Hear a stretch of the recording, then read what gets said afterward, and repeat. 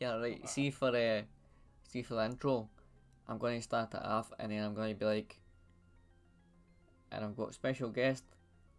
Who could it be? And then I'm just going to cut to like the Pokemon thing, where it's like, who's that Pokemon? And I'll just say like a black outline of you. I'll just say, who's that podcaster? And then you can be like, it's me again. Right? It's me. Hello. Hello and welcome to another episode of the Wee Bit Feart Podcast. This episode, I'm joined by... who could it be? It's me again. Surprise. It's fucking Ryan again. It's him again. Special guest star. Am I getting my name in the credits this time, or am I still a guest star? I don't know what to do.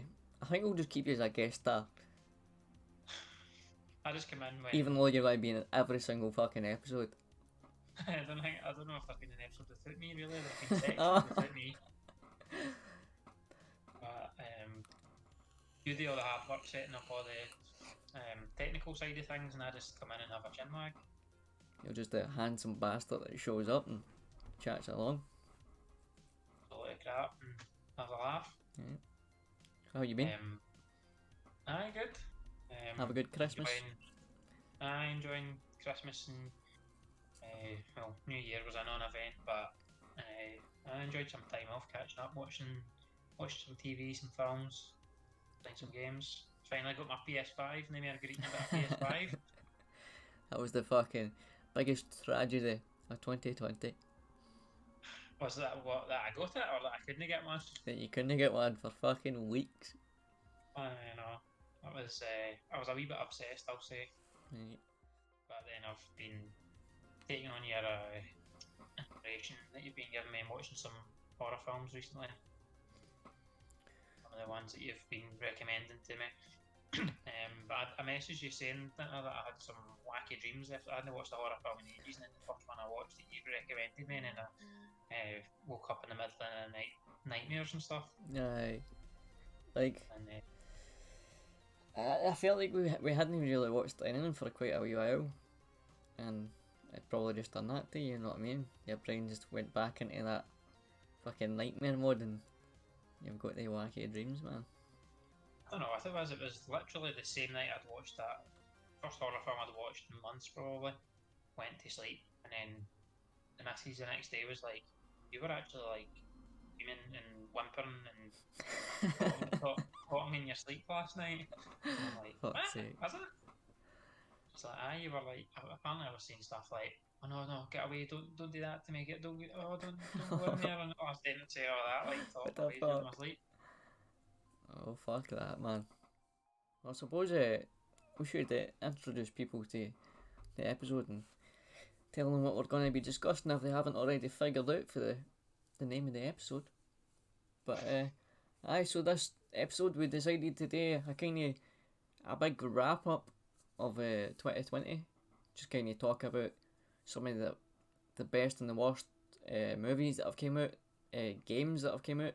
We might even throw in a couple TV shows and some spooky stories that have happened this year. And then just to end it off, we looking forward to what's happening this year, 2021, what films is coming out, what games is coming out, and hopefully, well, depends on how we feel about 2020. Hopefully, next year will be different. Could be better, could be worse. Never know. Just want to get back into a cinema to see a horror film. I know, man. Like that's a big thing. Like watching a horror film in your house or with your pals is good. It can be scary, but watching it at the cinema is fucking. It's just a whole different ball game, man. It's insane. I know. So I miss it. I miss it for that sort of thing. I've not watched nearly as many horror films as I usually would because of the cinema. Aye. Like I feel like you I didn't really go to the cinema for much else. Like a big film will come out and it's either it goes straight to like Netflix or it goes like to one of these other streaming platforms right away and it gets big on there right away. And the only time that we go to cinema anywhere is for horror films. So it's been fucking ages since I've been to cinema for anything. Aye. I kind of opened them up a wee bit, and like allowed like fewer people there. But I never went to it because I'm like, it's still not the same. It's not the same yet. Because that the New Mutants or something was like, it was technically horror-ish apparently, but it was at the cinema, and I'm sure that's like one of the only things, that and Tenet was like the only things really that were new that were out this year, Aye. cinema-wise. Whereas, I knew it was a lot of repeats and stuff. It was like old films were getting re-shown at the cinema. Aye. And I'm always just like, I've seen something before, I've seen it a few times, I'm like, I don't know, sit in the cinema and watch something I've seen before. Aye. I've seen Titanic in the cinema like 3 fucking times, man. I don't know why it keeps. It keeps coming back to the cinema every fucking 5-10 years, man. For some reason, don't know why. I'll go see it. I don't know why I go and see it. I'm not even that fussed about it. It's not one of my favourite films. I'm just like, what is fucking Titanic in the cinema? Let's go see that again for the fucking 200th time. I don't know. You probably play a part in it. I'll be the wee guy playing a guitar at the end when the fucking the ship's going down. That's a good film though. That's a long one, I know though. It's like 3 years long or something, man. Aye. Yeah. Aye, fucking. Anyway, less Titanic talk and more horror talk, I think. I know. Aye. Anybody watching that doesn't need to talk about Titanic. No, they're gonna be this podcast thinking as much as that shit. Have they found a fucking conspiracy theory about the Titanic and it's actually a horror film? What the fuck? The wee old woman actually go to tell the story. Which means she's fucking old enough, she probably is a fucking ghost anyway now. Aye. But so this year has been a bit different for me watching films because like this is the first year I got Shudder. I give you my details as well. And so we've been watching a couple of horror films on Shudder, which has been quite cool. It's like Shudder I feel is like it's a hit and a miss. It's like there's some really fucking good films on it, and then you watch some things and it's just like, who fucking let them put this film on this platform, man? Honestly, like sometimes I watch something I'm like, I could have fucking made that and put it on Shudder, man. But it's like really good. If you didn't hear it, you should get it because it's got like some of the old classic films, like the fucking ones from back in the day. It's got different collections as well. If you're looking for like a certain thing, it's not like Netflix where it's just like horror, supernatural horror, and then a couple more things, and then that's it. You didn't get much options with Netflix.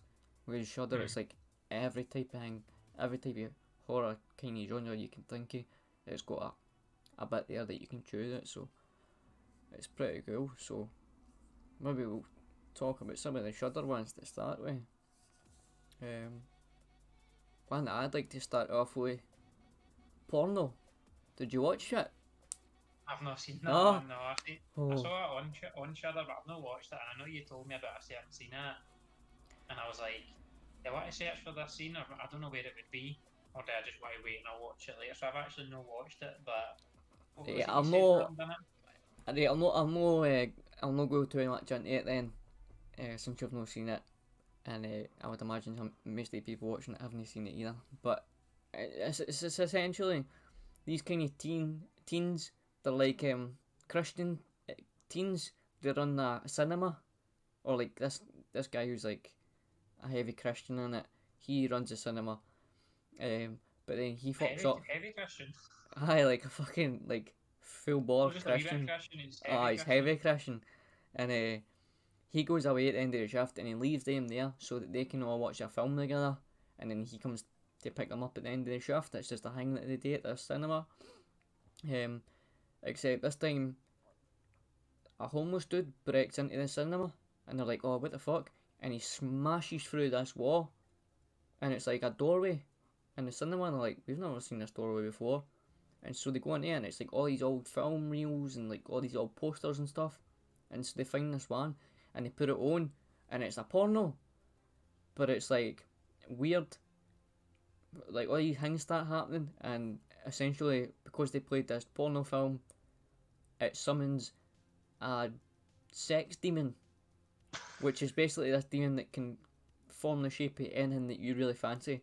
So obviously like the wee teenage Christian guys all see like a really hot woman and stuff. Like the girl in it, she sees like a guy that she fancies and all that, you know what I mean? So it does like that. But there's a moment in it where this dude throughout the film has been talking about testicles, his balls and stuff, right? And he comes into a situation with a demon and it explodes his balls. It explodes his balls, and you don't see it exploding, but you see the aftermath, and it's 10 out of 10. 10 balls out of 10 balls. 10 out of 10 for ball explosions. It's not the explosion, it's the aftermath. You've seen it because you're like, oh my god, I've heard that looks like it could be fucking real fucking exploded balls, like a exploded nutsack. Aye, it looks real. I've heard the testicular torsion. I've not Aye. heard the testicular explosion. Honestly, if you had been like in a fucking accident and your fucking nutbag got slashed open and your balls were just hanging out and like fucking mangled, this is what it would look like. I've not seen that in real life, but I'm guessing it looks like that. And it's fucking horrifying, and that's the only reason you should watch it. I don't know how much I deal with crush plums. I don't know what was going on. Like the 2 days, I seen that, and then the next day I watched another film, and there was a fucking exploding willy as well. Like it was just like a close up 2-second shot of this willy, and it just goes and explodes. I've seen too many exploding genitals in a fucking week. Area in Shudder that you've been looking? Is it like the exploding genitalia section? It's just the fucking fantastic film section, honestly. So I'll need to give that one. I'll watch it at some point. It's funny. It's not too scary, and that the effects are good. The characters are good now. That it's like a classic piss take horror film, comedy horror film. And sounds a wee bit like It Follows, that one where it was a couple of years ago where I think we've maybe talked about it before, but it's the demon STD that like follows folk about. Aye, so it's kind of like pass the demon to each other with that a wee bit, like. Aye, kind of like a stupid thing that's not actually real, but you know what I mean. But that was worth a watch, man. Yeah, so that's on Shudder. Did you watch any other Shudder ones that I said? I've watched 2 of them. I watched Anything for Jackson first. That's the one that I ended up having nightmares. I know that the film's that scary, really. I think it's just, I don't know. I don't know the reason behind me having a nightmare after it, because it's not that scary, but it was decent. It was alright. Aye, we'll talk about that. It's like, it was Anything for Jackson. Where have I got it written down?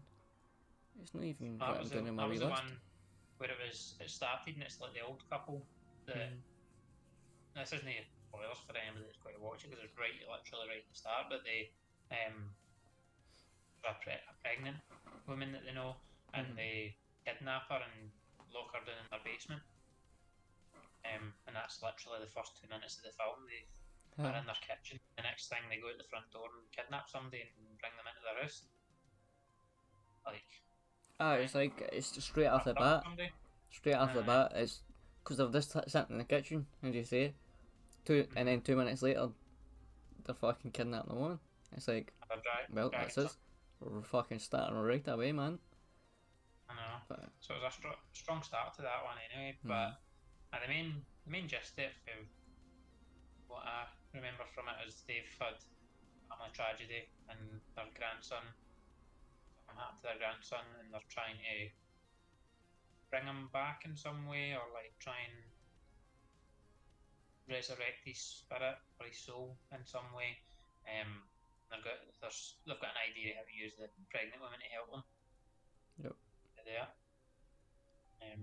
And the weird thing is, with the two films I've watched in Shudder, I've been watching the Umbrella Academy on Netflix, Right. and somebody for season 1 for the Umbrella Academy was in that film, Anything for Jackson. A woman, she was in Umbrella Academy. I was literally just finished watching. And then a couple of days later, I've been watching season 2 Umbrella Academy, and a woman for season 2 is in the next film that we'll talk about. Who's the woman for Anything for Jackson that was in Umbrella? Because I've watched both of them and I can't remember what one you're talking about. The old woman, the gran, in Anything for Jackson is the woman that works in the donut shop in the first season. Oh shit! So she Umbrella is. Academy. Aye, so she is. That's the same person, and I only realised it as easily because I'd literally just been watching Umbrella Academy before I watched that film. Because you said that to me, and I was like, "Is it the woman, the pregnant woman?" I was like, "I don't remember her being one of the people in that." But the lady that the dude tries to like run away with, innit? She's a good actress. Like she was good in both the roles, like totally different roles, totally different genres and stuff. And I know the two grandparents, the guy and her, they're both quite creepy in it, and Anything for Jackson. But the guy's definitely creepier, and I feel like the gran or the woman in it, she's kind of going along with it, but she's not quite as weird or creepy or messed up as the guy. I feel like the grandpa, the guy in it, is really messed up. They're part of like a weird cult thing at one point in it as well, and that's how we look at the information. He's trying to bring a soul back to life and stuff, and it's it kind of does like explain it well, kind of, because it's like obviously you see them as in part of this like cult, like the devil worship cult thing, and you're like, alright, so that's how they're doing these things, but it's just like, how did they even get to that? Because they didn't really explain that, you know what I mean? I was like an advert in a library, because they got a cult that's literally in a library or like in a building somewhere. Like, was there a flyer? Do you want to join the cult? Like, you know how they ended up like that. Plus, a granny and a grandpa are one of the usual ones that would join a cult like that. It's like quite funny in a way, as well. And it's like you kind of feel like it's trying to be funny, but then it's like, no, this is fucking serious. Like the actual damn mad fucking cult stuff here. No, there are a couple of cool sequences in it. They start seeing stuff. The main characters, even the one that's kidnapped and abducted the pregnant woman, they start seeing things in the room, and they're all downstairs, and there's like a supernatural demon involved. But kidnapped woman, the one that was getting me was the mad contortionist guy, and he's got like a plastic bag on his face, and he's like twisting on his back and can't breathe because of the plastic bag, and I was like, oh, that's quite creepy. Aye. Like, to start with, I was kind of like, where are these coming from? Is this like, is this people who have died in this house before? But then it's kind of the same thing as like Insidious, if you've seen that, where it's just like, as soon as you call on the devil, or like start to try and speak to the other side, then everybody on the other side is just going to try and come and take on that body or try and answer the call, sort of thing. I was getting Insidious feelings like they'd disturbed the spirit, and the spirit was now spirits were now doing all of this and not appearing before them. That was pretty good. There's like not much we can say about it because it's like straight off the bat. It's like, bam, like you're in it. You can't really spoil it. You know what I mean? It's a good film. Definitely one of the best ones of this year, certainly.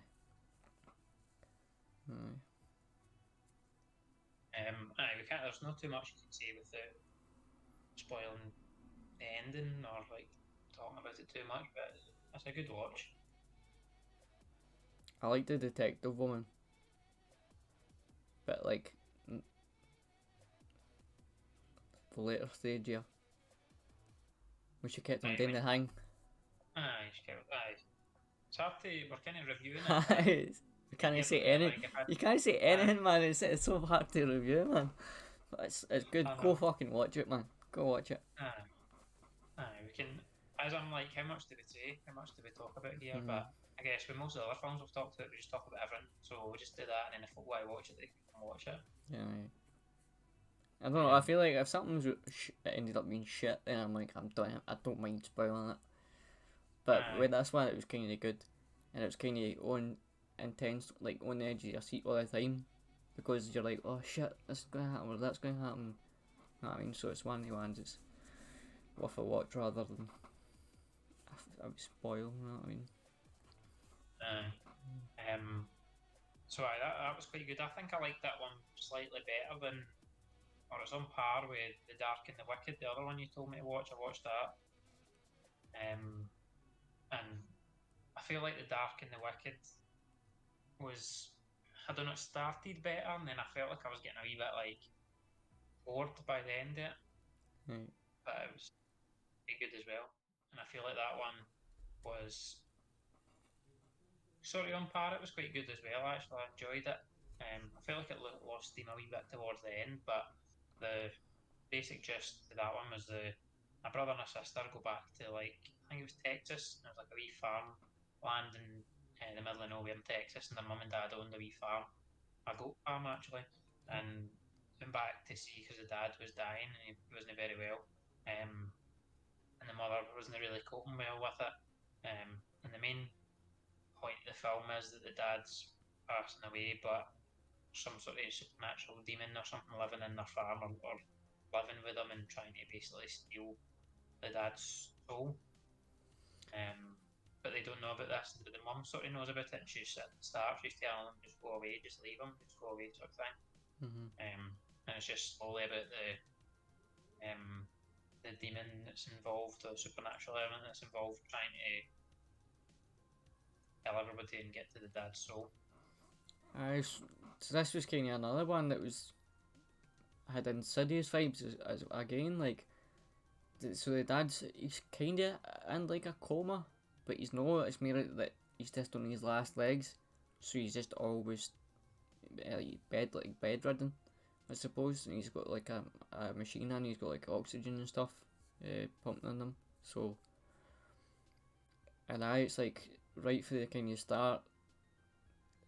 Somebody mentions, I don't know if it's the old woman or no, it mentions like the devil try to get his soul, or something, like somebody's trying to take his soul, and so it's like, I thought this was fantastic. I should just say this after the bat.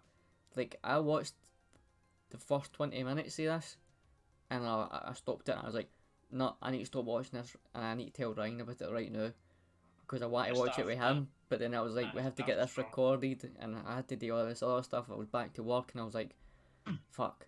So like, 20 minutes of that was like, fuck, like, that was fantastic.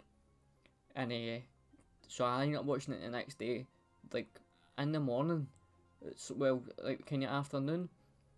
A lot of the lights are on, sunlight's on and everything. I didn't hear my headphones on, I was just playing it through my speakers, and I was still quite scared, like, watching this thing in the middle of the day, man. Like, I don't know what it is for me. I was just fucking mad, because it's like right away you see like the wife, the old lady, she's like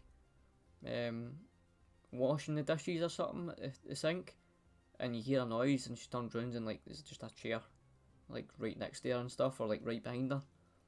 So it's like, oh shit, this is kind of like paranormal, something else is there, that a presence there.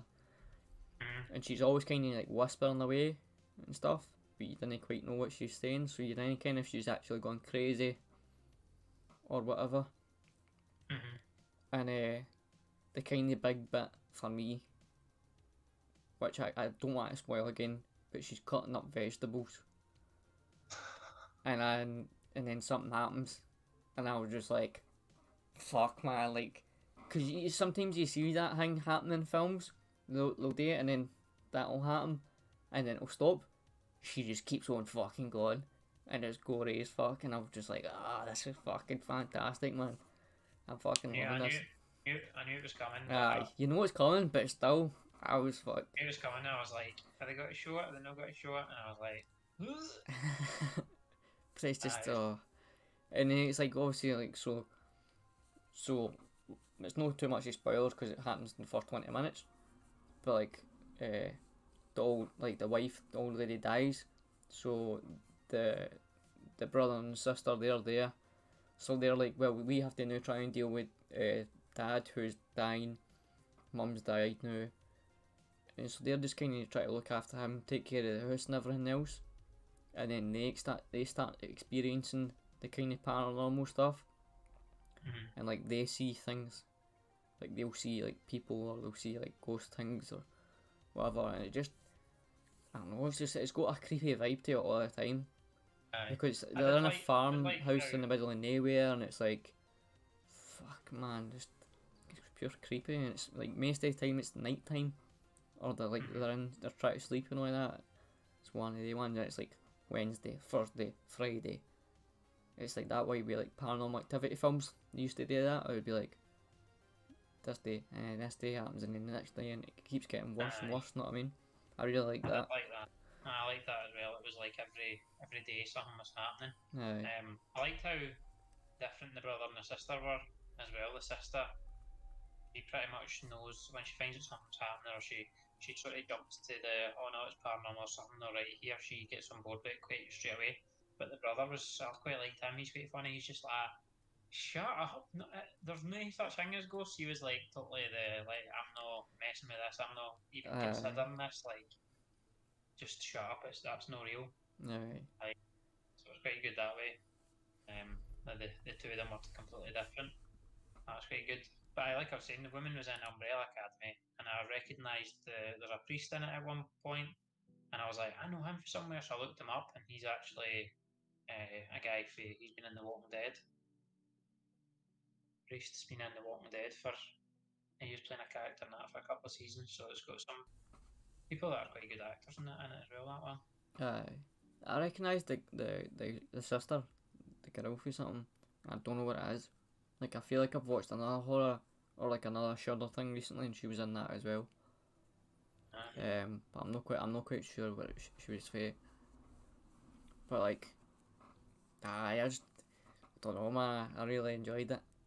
I was kind of like, I was disappointed at the end, not because I thought it was a shit ending, but because I was like, oh, there could be so much more to this. They could do more, like just like 20 minutes, just get like 20 more minutes, man.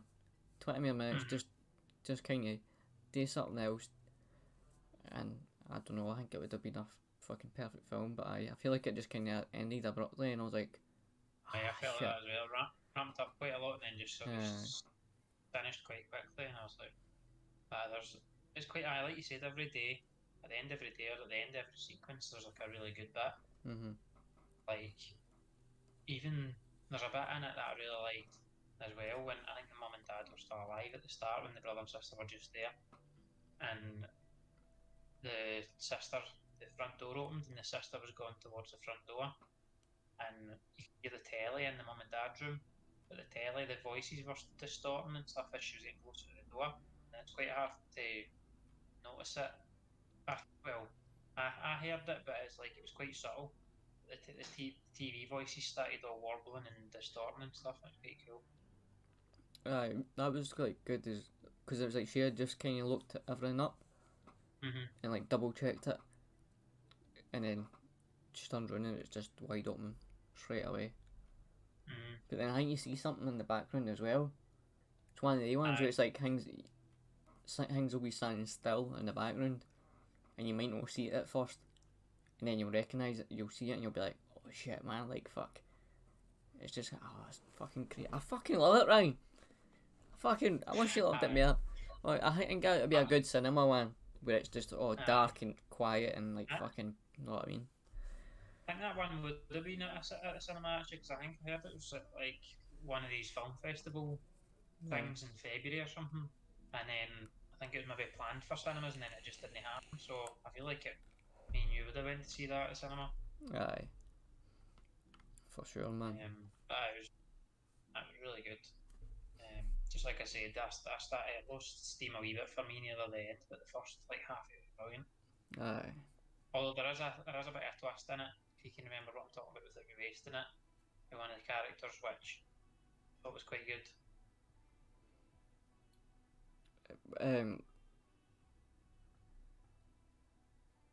Because I feel like there's a twist like all the characters at some point. Like something happened and you're like, oh shit. And then you see this character and oh shit. Like I feel like everybody twisted at some point. Aye. Well, So, it's to do with the brother. Aye. Like That was well, and I say good, not really good. You know, that's not the best word for it, but that was interesting how they did that. Aye. Like I thought like, aye. I don't want us to say anyway, man. Honestly, this is another man. You should go and watch it, because it's fully fucking good shit that we can't really say without spoiling. I feel like no matter what, we just choose a film to talk about next and we spoil it anyway, because that's 2 films in a row. We'll be like, no, we can't spoil this. It's too good. So I know, and it's probably not the best to listen to folk talking about films, but then no what to tell you. But in fact, let's talk about Host. Because we've both seen that, and it's been out for quite a long time now. It became very popular early summer, so I feel like we can talk about that without spoiling it or whatever. I think this is my favourite horror film cheer. You're a big fan of it. I mean, I'm a big fan of it as well. Like I like top 3 of this year definitely. I loved it. It was just because it fit in with everything that was going on. It was a horror film made entirely on a Zoom chat, which sounds terrible, but it was actually really, really good. I just watch again, like you said, it was quite short as well. I could have done me another like 20 minutes, half an hour. So it's just a short film, but it was really good. It was called Host. Was it on Shudder? It was on Shudder, right? Aye, so it was Host on Shudder, and it was Rob Savage that made this. I feel like he's only made a couple of films, but after he made this film for Shudder, he got offered like a 4 or 5 film movie deal with like Blumhouse or something like that. Aye, like they were like, aye, we want you to make more films like this, like straight off the bat. Aye, Jason Blumhouse has signed a 3-picture deal with Rob Savage, and will finance and partner with Savage to produce the films. So aye, they fucking sorted him out after making this film. Aye, it was really good. It was the way it was just like meant to be like a mostly girls, wasn't it? There was a couple of guys in it, but it was mostly girls, like a group chat thing on Zoom, a big Zoom chat. Aye, it's just like a girls' night on Zoom, wasn't it? Aye. And it started off, they were obviously in different places on Zoom, catching up with everybody, and then it was a seance, wasn't it? They were doing like a Ouija board seance type thing through Zoom, but maybe like a girls' night, having a drink and all that, and having a laugh at the same time, and then it just went south eventually, didn't it? Did the Americans use Zoom? Or was that a UK thing? No, it's American. Aye. I wasn't quite sure. I didn't kind of thought it was like, why? Like if you didn't know what fucking Zoom is by now, it's like fucking Microsoft Teams, like this what we're doing right now, basically just like video calling each other. Aye. No, I'm sure when you go when I've not got the Zoom app on my laptop. I go through the website and it's zoom.blah.us. It's a US company. So, but the full films on Zoom, which sounds weird, but it works really, really well. It's cool wee tricks and different things, and people running about with their laptops or their phone or stuff, like stuff in the backgrounds and lights changing and going off and stuff in the background and whatever, and it's good. I like it because you've got the different screens at the same time, and you need to try and be watching them to see where's the next thing going to happen, who's getting hit next, sort of thing. Like, where's the next bit of spookiness coming from? So it was really fun. I really liked it. It was like entertaining and fun at the same time. Aye, it was.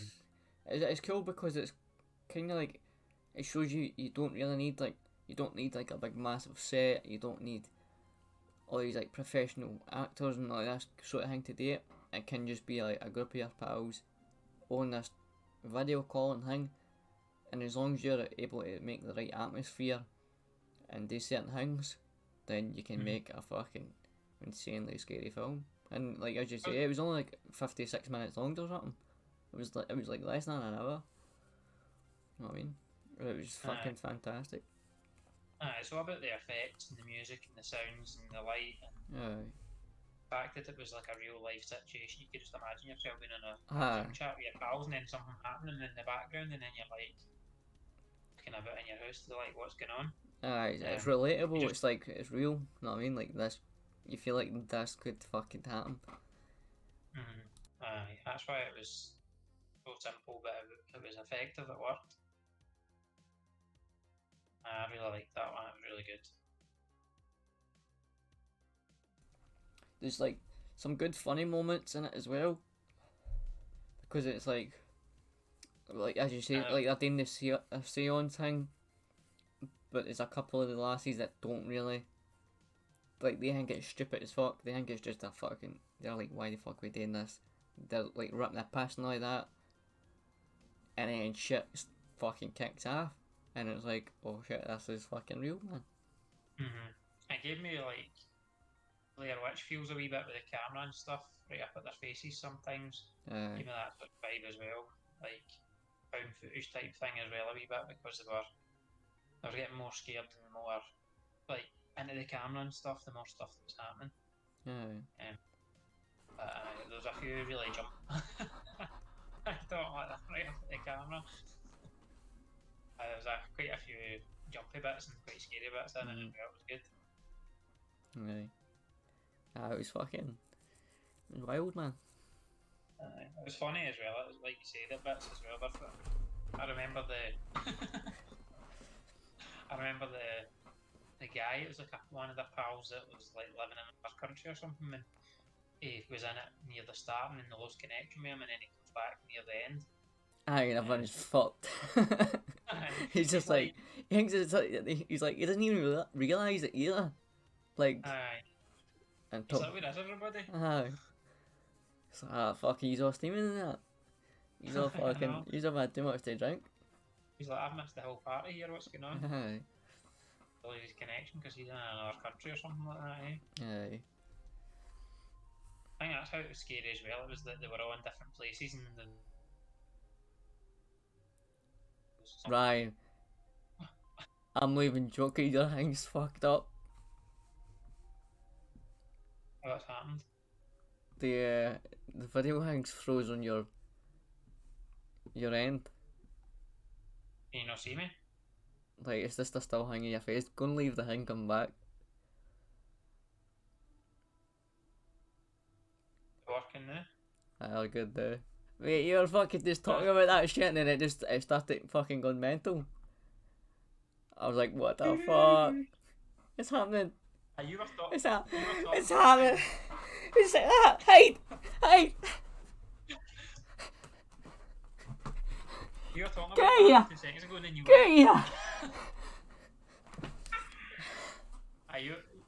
You were talking and your mouth was moving but there was no sound coming out. I was like, he's at it here, he's trying it on here. Fuck. That was mad. Can we go stop? Aye, so that was weird. You try to focus your camera now? Aye, it's went all fucking mad bloody shit now. Look at my face! There we go. As soon as you lean in like that, the way you're white, but your light makes your face go dead white, like you've got ghost face. I'm a fucking snowman.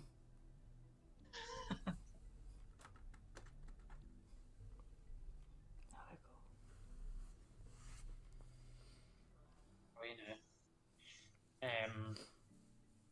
Aye, so that's a good one to watch. You should go watch that. Only less than an hour of your time. Aye, it's less than an hour, so it's like you can fit it in. You can watch it before you go to bed. You can watch it on your tea break. I don't know why you would watch that film on your tea break, but you know what I mean. It's good. It's like if you're kind of tired and you really want to stay up for a 2.5 hour long fucking film. You should fucking watch Host. Good. Watch it with your pals if you can as well. Like, if you did an actual host night, so get a group of you together and then one you show the fucking film. So you're watching the film and also doing the video call at the same time. That would be a pretty cool fucking way to watch it. Eh? I know. Could have a wee drink and stuff. Aye. That reminds me similar to what we done with. I don't know if you got an order you're going through the films or no, but The Invisible Man. Aye. Me and you pretty much. We were on a chat thing at the same time and watched that at the same time. Aye. That was a good experience because although we couldn't at the time we couldn't be together, we watched a horror film at the same time and spoke about it. I think that was like the first sort of film that we ended up watching after like lockdown and that happened. Because I think I was like, because I think at the time we were playing like games and stuff together, quite a lot. And then obviously lockdown and the pandemic, we couldn't do nothing. And I just kind of figured like, well, this film came out, Invisible Man. I kind of want to see it, not too fast, but I didn't want to watch it myself. So I was like, why don't we try this? And we fucking did it, and it worked out. And then after that, we started watching quite a lot of things. Or we just kept it going. Cinemas were shut at that point. Yeah. Cinemas were shut, so we couldn't go and watch a horror at the cinema. And I'm sure The Invisible Man, that was just out of the cinema. It was meant to be at the cinema. And then early on, like online, DVD and stuff like that. So I watched that, and that was quite good. I can give a wee summary about that. It's about an invisible man. Is that the wee summary? The weirdest of fucking summaries ever. Aye, it's about, as far as I remember, a couple, and if I remember right, the guy is like some sort of scientist or something, or he owns some sort of company or something, and they're experimenting with invisibility. It's to do with optics, so it's like camera lenses and sort of all that kind of stuff, and like manipulation of light. It's fucking cool. Like the fucking, when you finally see it, it's fucking cool, man. Like it's a good 2020 version of Invisible Man. Because I was worried it was just going to be the same like the old one with like Kevin Bacon and stuff, where they just fucking inject him with some serum and his skin all disappears and like that. But the way they did this was like a good modern way of doing it. It's like the same way fucking the Chucky film, what's it called again? Child's Play. It came out, I was like, how can they do this again with a doll? It's going to be shit. And then they make it like an AI, can sync everything to the cloud, can turn on your telly and all that. And I was like, that's a good way of doing it. So this was like another one of these ones where it's like a good modern adaptation. Yeah, I was very pleased. It was a bit like a thriller type film. It wasn't all horror. It had some jumpy bits and scary bits, but it was quite action-packed, thrillery type thing a lot of the time as well. But I quite enjoyed it. It was quite good. As far as the story goes, I just remember she was trying to get away from an abusive relationship or something, but he'd been working on the optics Invisible Man suit thing, and eventually she thinks he's dead. I'm sure she thinks he's died, but it comes out that he's died, and everybody thinks he's dead, except for the girlfriend. She was like, no, he's still there, and so and she you don't know if she's but you don't know either. It's like, is she just going crazy? Is he actually dead? It's a good sort of mindfucky. It's a good thriller, as you say. That was great. It was great. Pretty good film, and it was had a good few twists and turns and stuff. And like you said, you weren't sure the whole way through it as well. You're like, is she going to get crazy? Is she freaking out a bit here? Is she getting herself a bit worried about nothing, or has he actually faked his death and running about in an invisibility suit? But it's pretty good. Enjoyed that as well. So is there any other films for 2020 that you want to discuss? The other one that came in my mind, I watched ages ago now. I remember when we watched The Invisible Man, or maybe even before then. It's a Netflix one called The Platform. And it was actually my dad that told me about this one. He was like, I watched this really weird film on Netflix last night, but I think you'd like it. And he explained the premise to me, and I was like, that does sound right up my street. Mm-hmm. It's pretty much a gory kind of Hunger Games style thing, but it's like a prison where they're all separated. It's like 2 prisoners on each floor of the prison, and the lower down the prison that where you're staying, lower down the prison that you're staying, the less food that they get. Right. Because there's a big square, the platform in the middle that comes through a hole in every floor, and they start at the top. I'm sure if I remember right, they start the platform at the top, and it's a big massive feast. Right. And there's so much food that's supposed to feed everybody. And they lower the platform down the middle, floor by floor. So if you're in like floor 30, there's another like obviously Aye. 60 prisoners that have to eat before it gets to you. So when it gets to you, you find some scraps or find whatever's left. But if you're like floor 70 or 90 or something, which is getting further and further down, obviously there'll be no food left or hardly any food left. Mm-hmm. So they end up, if it's 2 people and there's hardly any food, they're obviously going to start fighting each other. No, I want that bit of scrap, or I want that, or whatever. So it gets a bit gory and stuff. They start all fighting each other and stuff. But the main character that it follows, you do a week or a 2-week stint at each floor. So let's say you're on floor 15, you do like 2 weeks and then you get moved to another floor. So he starts at like one of the good floors and then he has to spend like a week or 2 at like floor 100, like away down the bottom and stuff. And it's like, Oh, so then they move up? they can move up and move down. Alright. But it just depends. That you end up going to sleep, or they'll put you to sleep at some point, and then you could end up on a different floor and you'll wake up and be like, oh my god, am I way down low? I'm not getting any food. I'm not getting a scan.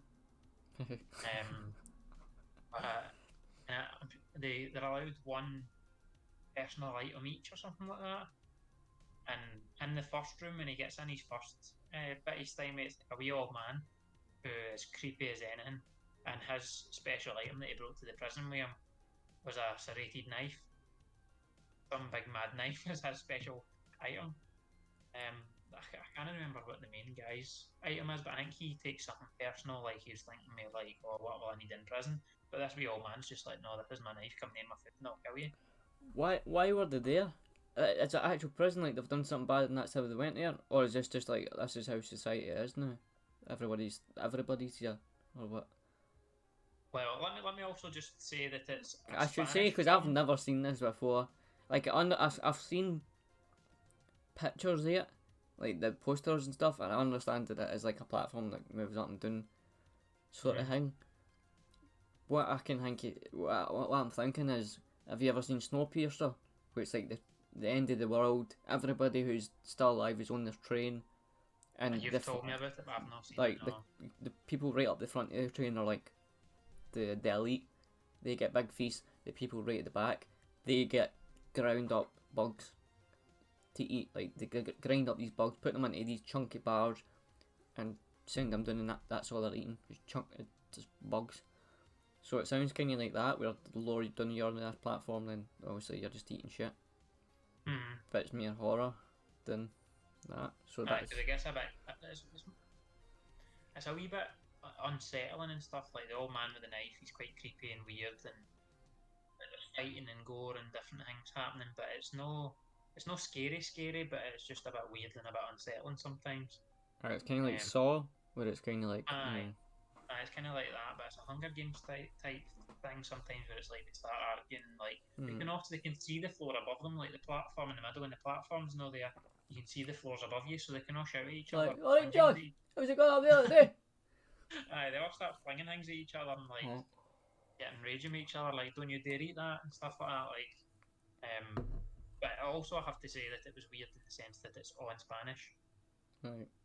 But it's got subtitles, so that was a wee bit annoying, which I thought would have put my dad off because he's usually like, can't be bothered with this, but he was. I don't know. He must have been intrigued as well. It's weird, but it's really quite good as well. There's a couple of bits. It can be a wee bit funny, but I don't know if it's meaning to be funny sometimes. But so it gets moved every week or every couple of weeks, and he ends up with a different person in a different floor. So the different characters and things that are in it are quite interesting. What do they do the rest of the time? Or does it just follow the sort of... It just follows the main segments? guy. Right. Follows the main guy, and you see his week or his 2 weeks that he's spending on that level of the platform. But I think the more you keep going into it, you find out that he signed some sort of contract or made some sort of deal to get put in the prison. But I think mostly everybody else that's there are actual criminals and stuff. I think he's like made some sort of deal where he wants something, and they say that if you go in this prison, we'll give you it. Would you do it? Let's say they say that you have to spend a year in this jail, like every week or whatever, whatever time, whenever we decide we can change your floor. So you might be at the top for 2 days, and then you might be down near the bottom for 2 months. But yes, there for a year, and at the end it will give you £1 million. Would you do it? For 1 million? Oh. Well, 1 million's not that fucking much nowadays. That wouldn't last very long. Nah, I don't think I would actually, especially not after watching this. Nah. If they asked you, you might have a different idea, but see, once you watch, you'll probably be like, nah, it's not worth it. I'm going to watch it with that mindset, though. Be like, right, £1 million. It's a weird film though. My dad was like, I'm not sure if I liked it or I didn't like it, but I think you would like it. It was like one of the ones. Mm-hmm. He was like, he wasn't entirely sure about it, but it was quite good actually. I quite enjoyed it. So that was my that was my Netflix pick. That was my sort of Netflixy one that I watched. I have I looked up like best films and stuff of the year just to kind of remind myself of stuff that maybe I've watched, and like that was on quite a few of the lists. Like that came up quite a few times. Mm-hmm. And I'm sure like I did try to go and watch it one time, and I realised it was Spanish, and I think I was a wee bit like just not feeling it at the time. Like sometimes I didn't mind with subtitles. Like I watched that Dark King, which is in German, and I watched like fucking 3 seasons of it in 2 weeks, man. I was fucking hooked on it. So I didn't mind subtitles, but I think at the time, I don't know, maybe I was a wee bit fucked up or something. I was just like, I fucking can't be arsed. I just want to sit here and fucking enjoy myself rather than fucking reading. You know what I mean? But it's definitely it's one I need to watch. It's one I need to watch and see if I can handle it. So, I feel like you'd enjoy it, but I feel like you'd be messaging me a few times through it, like, what? What is going on here at this bit? Like, how's that about mine? Like, in fact, I've talked about Colour Out of Space loads of times on my stream. I kind people watching this might not necessarily watch my stream, my gaming stuff, but Colour Out of Space, Richard Stanley directed it, and it's Nick Cage, classic Nick Cage, fantastic Nick Cage. I fucking love Nick Cage. I'm just gonna keep saying his name, Nick Cage, but like Nick Cage, and it's great. It's great. Just watch it. I'm not going to say anything else about it. So, another film that you should watch, which I'm surprised I've never watched, is His House. It's fucking great. I'm not going to say much about it because, it's another kind of one with heavy spoilers. But to be honest, I can't really mind much of the details of it anyway. So I'll just fucking butcher it if I try to explain it a lot. But basically, it's 2 asylum seekers. It's a couple, like a husband and a wife. They come over to the UK. They get a house, and it's a big house, much bigger than everybody else's house in this kind of estate and stuff. And there's like everybody's surprised that they've got it, and they're surprised like why we're getting such a good place to stay in. And then you find out it's because there's some creepy goings on, like creepy shit happening, and they start to experience stuff, and it's like the husband doesn't really experience it because he's out all the time, try to get in with the culture, and he try to get like work and stuff, but the wife is always in the house all the time, and so she's kind of going crazy, and it's like you don't know if she's going crazy or if stuff's actually going on. And like the way things change as well, like it goes from like things what they're seeing in their mind to actual what's there. It's really well done. It's a really good film. It got like received really well. Received. I forgot the word. Received very like it was good. Watch it. His House. I'm sure it's on Netflix or Shudder or something. But the one that I've watched recently on Shudder, the Mortuary Collection. That was good. Was that received well? That was received well by me. Oh man. I'm still laughing about that. I just forgot the word. Just No, I did that. English, man. English. I've been up I've all day. I've been fucking up. I've been working for 5 o'clock this morning. But aye, that's good. It's like a collection of 3 different stories. So it's like this woman shows up to a funeral after everybody else, and what's they called? The Undertaker guy's like still there, and she's about to like look into the coffin. He's like, "Oh, I wouldn't do that if I was you." Like, there's some pretty fucking nasty shit in the world. And she's like, "I know, I've seen a lot of stuff and all that." And he's like, "Nah, you'd be surprised what goes on." And she's like, "Oh well, tell me something. Tell me about a story then." And so that's how it begins, and it's like he tells her this kind of thing. So it's like 3 different like horror stories, and each gets like progressively more scarier, stuff like that. And it's good. It's because it's like each thing is kind of funny as well, and they also take the piss out of horror elements as well. So it's like one of the things is like a typical babysitter looking after a kid, while there's a psycho escapes to a prison on the loose. So Halloween, or you know what I mean? Like it's like, well, it's a piss take like Halloween, and then there's also like that film we talked about earlier with the STDs. It follows.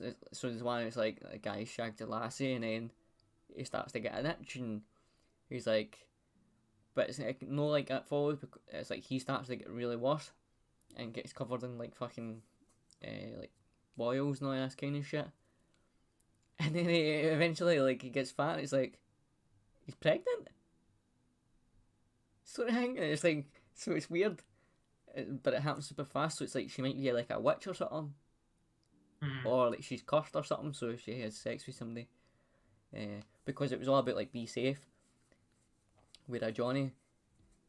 And so like you start shagging with a Johnny and he's like, "Oh, turn around." She turns around, he just flips the Johnny away, and then starts shagging her, and then fucking he gets fucked up.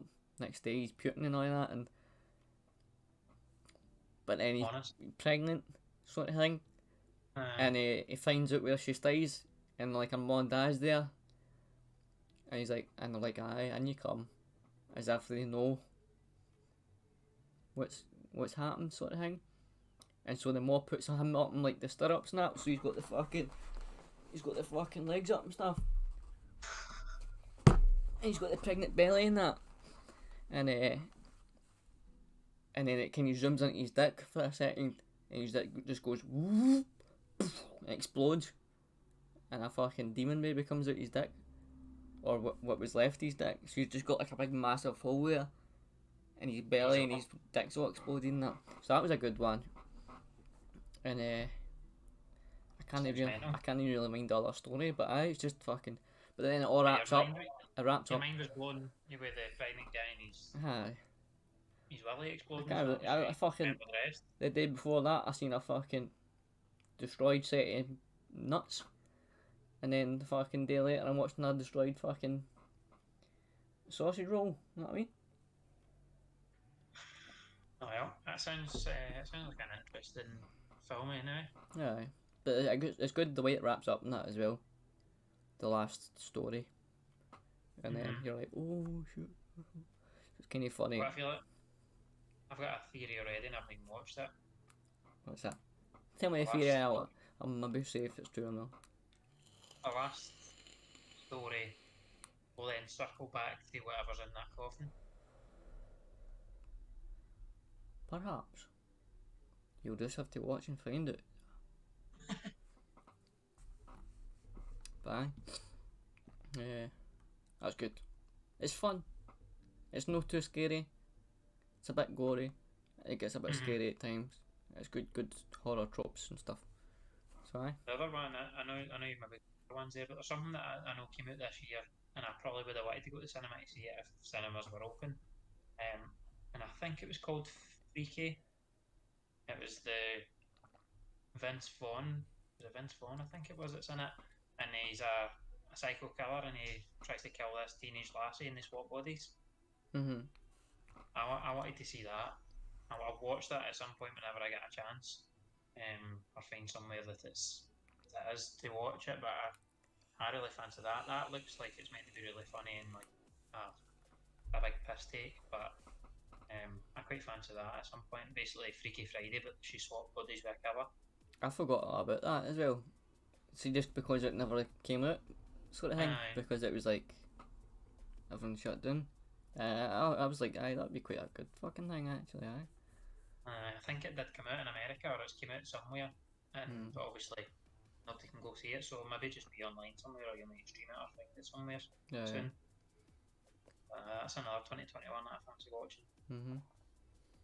Right. But I wrote a couple more things on the list, but they were either like shit or I just never got around to watching them either. Because like I made this list.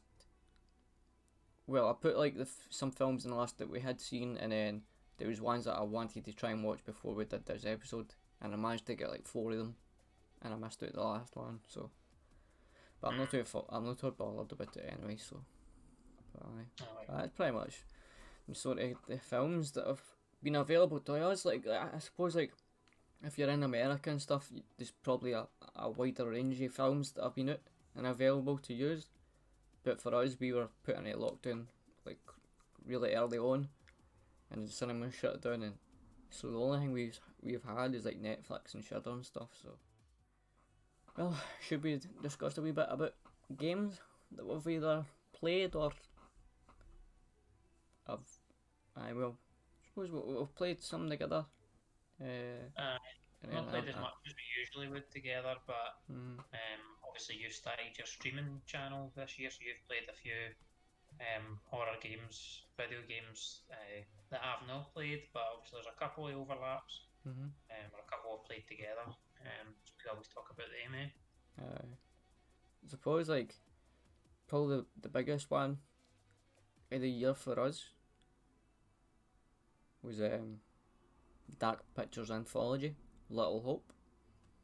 This was one that we were looking forward to, and we were kind of like, shit, we're not going to be able to play this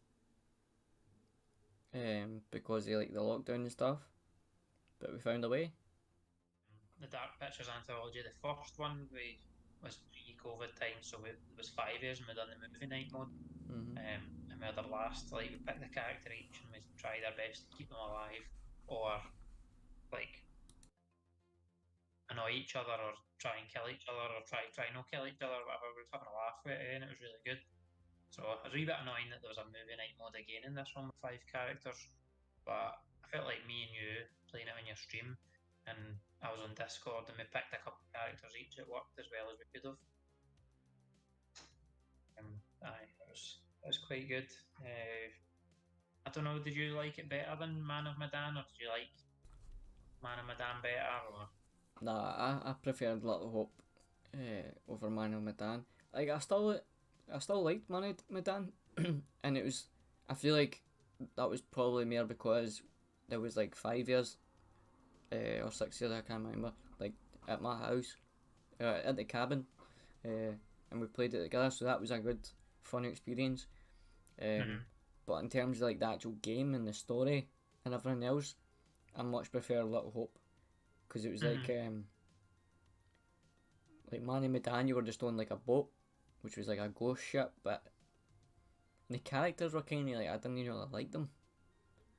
Whereas the characters were better this time. the Little Hope, the characters were better, and it was like you were lost like so right at the start, like your bus crashes, and so you're like, right, we have to try and find help and all that, but then they find that they're stuck in like a loop, so whenever they try to go one way, it just brings them straight back round.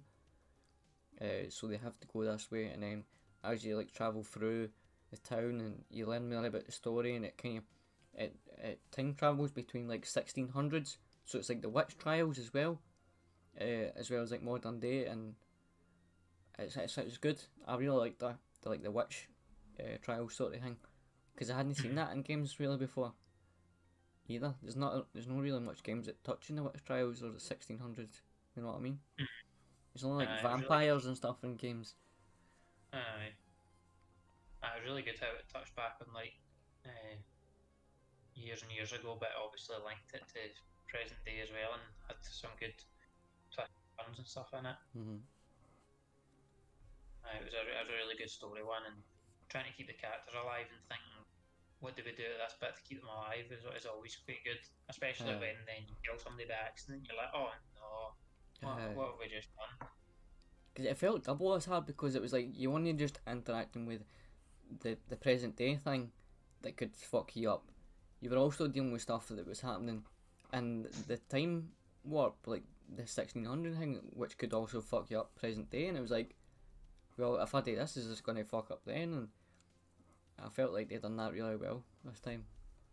That was really good. Especially because they put you in like stressful situations and give you a timer sometimes, like pick this or this, and as soon as you pick something, sometimes you're like, oh no, that's not going to go down well. Aye. But you're panicking, so you just pick something. It was good. Like, it was one of the ones I wouldn't mind playing it again with a group of people, just to see how we do this time. Know what I mean? Because there's like obviously a bunch of different things that can happen, and like, so I think we killed a couple of people, and if we hadn't killed the people, then you would have seen more bits of their story and stuff as well. So it might be good to play it again when the time comes with a group of the boys again. Aye, especially hopefully before the next one comes out. Aye. But that should be good. I'm looking forward to that. That's the thing with them as well. I like them, and I like the fact that it's like 5 hours or something like that. They're not too long, so you could always have a second run if you wanted. Aye, so it's not too long, but it's like it's long enough that you get a good game with it, but it's also short enough that you're happy to play bits of it again, because although it's 5 hours to get through what you did, you could miss out in like 2 hours of footage and stuff that you missed because somebody died. So, yeah. Really good. So, anything else to say on Little Hope, or? I'm just looking forward to the next one now. The wee trailer for it looks like it's set in the desert, but it's like a group of army people that are on a helicopter that comes down in the desert, right? And it looks like they fall into like a Indiana Jones, Lara Croft, Uncharted type of underground tomb thing, and it looks like there might be some sort of spirits or something trapped in the tomb. So quite interesting. Another interesting take it. It's good that they're doing these things for each one, and not just doing the same basic shit. You know what I mean? It's like their actual. It's not just a haunted house. There's like one I'd like to talk about, which you haven't played, but I'm sure you've seen me play it, and you've seen probably other people play it. Maybe I don't know. Has PewDiePie play it? Don't know. I don't think so. What is it? Phasmophobia. I've seen him. I've seen you guys playing it. I've seen a few people playing it. I'm not seeing too much about it, but I get the main gist. So it's quite like, it's a simple game. It's like no, like once you've seen it once, you've kind of seen it a million times, because it's literally, there's a limited amount of maps, but you're basically paranormal investigators. You've got this van, you show up at a house or a farmhouse or a prison or an insane asylum, whatever, and you basically just try to figure out what kind of like ghost that you're dealing with. So it'd be like a list of things like a demon, an oni, a yuri, a spirit, a wraith, like all these different type of things, and each of them can be figured out using different things. So like a spirit box or like an EMF thing, or you can find fingerprints with UV lights. I'm pretty sure everybody that's watching this has seen it, because it's like, it was massive. It popped during the summer and all that. It blew up. It was like, it's just one guy that's running the whole game, and like it got awards as well, like the Game Awards this year. It won like Best New Game of the Year. It was like that, and 2 other games got it as well. I can't mind what the other ones were. But it's like, I love playing it, and although it's the same thing again, it's still fucking scary every time I play it. And like, there was a point where I was kind of like, I wouldn't mind just playing this myself, off streaming that, but I never did, because I was just like, I'll just wait till somebody's on and then I'll play with them. Is it always better when you play it with somebody else? No, I find I really enjoyed playing it myself. I did a lot of like solo professional runs where I just played professional mode, the hardest mode. Just played it solo, and it's so much scarier because it's just you. There's nobody there to help you if you're gonna get attacked. It's just you there. You get attacked and stuff. But I got right into it. I fucking love playing it. I've not played it for months now, a couple of months. Like, they brought out a new map, but it's like a big 4-person map, so you kind of need players to play on it. But I like whenever whenever my kind of like pals are on who stream or play it, I'm happy to play with them and stuff. It was like one of the ones that's like, this game should have came out years ago. This is something that's, it's such a basic thing. It's used a basic system, basic game engine. It should have came out years ago. And it's just took this one guy to come out and do it now, and it's fucking brilliant. It's scary. That's just an idea that somebody needed to tap into. Aye. But hopefully they're able to do more things with it. But it's kind of dying out. But you always expect that, know what I mean? Unless it's got a big team and they're constantly updating it and adding different things, then it's going to die out. So. A bit of flash in the pan, like Among Us and stuff like that as well. Becomes dead big and then it lasts for a while and then it starts to die down. You got it. But it's probably one of my favourite games of the year, just because of what it was. You know what I mean? And the amount of times, the amount of hours that I put into it, it's crazy. It took in my stream, because I was playing like a game every couple of days. And then this came out, and it was just this game all the time, just streaming it all the time. I just loved it. That's how I seen it, because I would always log in when I saw you were on Twitch, and I'd be like, oh, it's Phasmophobia, and I'd have a wee look for a couple of minutes, and then just whatever, jump in and out. It looked interesting anyway. It looked quite scary, quite jumpy and stuff. I never really watched it enough to see that you getting killed very often. It's because I was professional. But I never really saw you get killed much, but it looked pretty good. I'm the best ghost hunter in Scotland, so. I remember you saying never that died. Time. But when you're talking about that being your favourite game of the year or one of your favourite games of the year, I know you've not played it, but I have to mention Last of Us Part 2. Rightly so. Rightly so. It's a fucking huge game.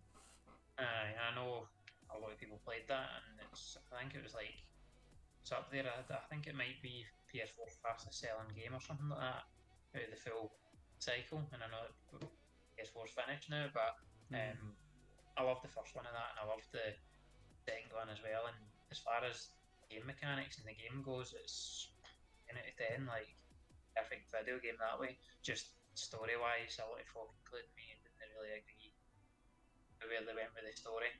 But there's loads of people like that, but you can't knock it for being a good game.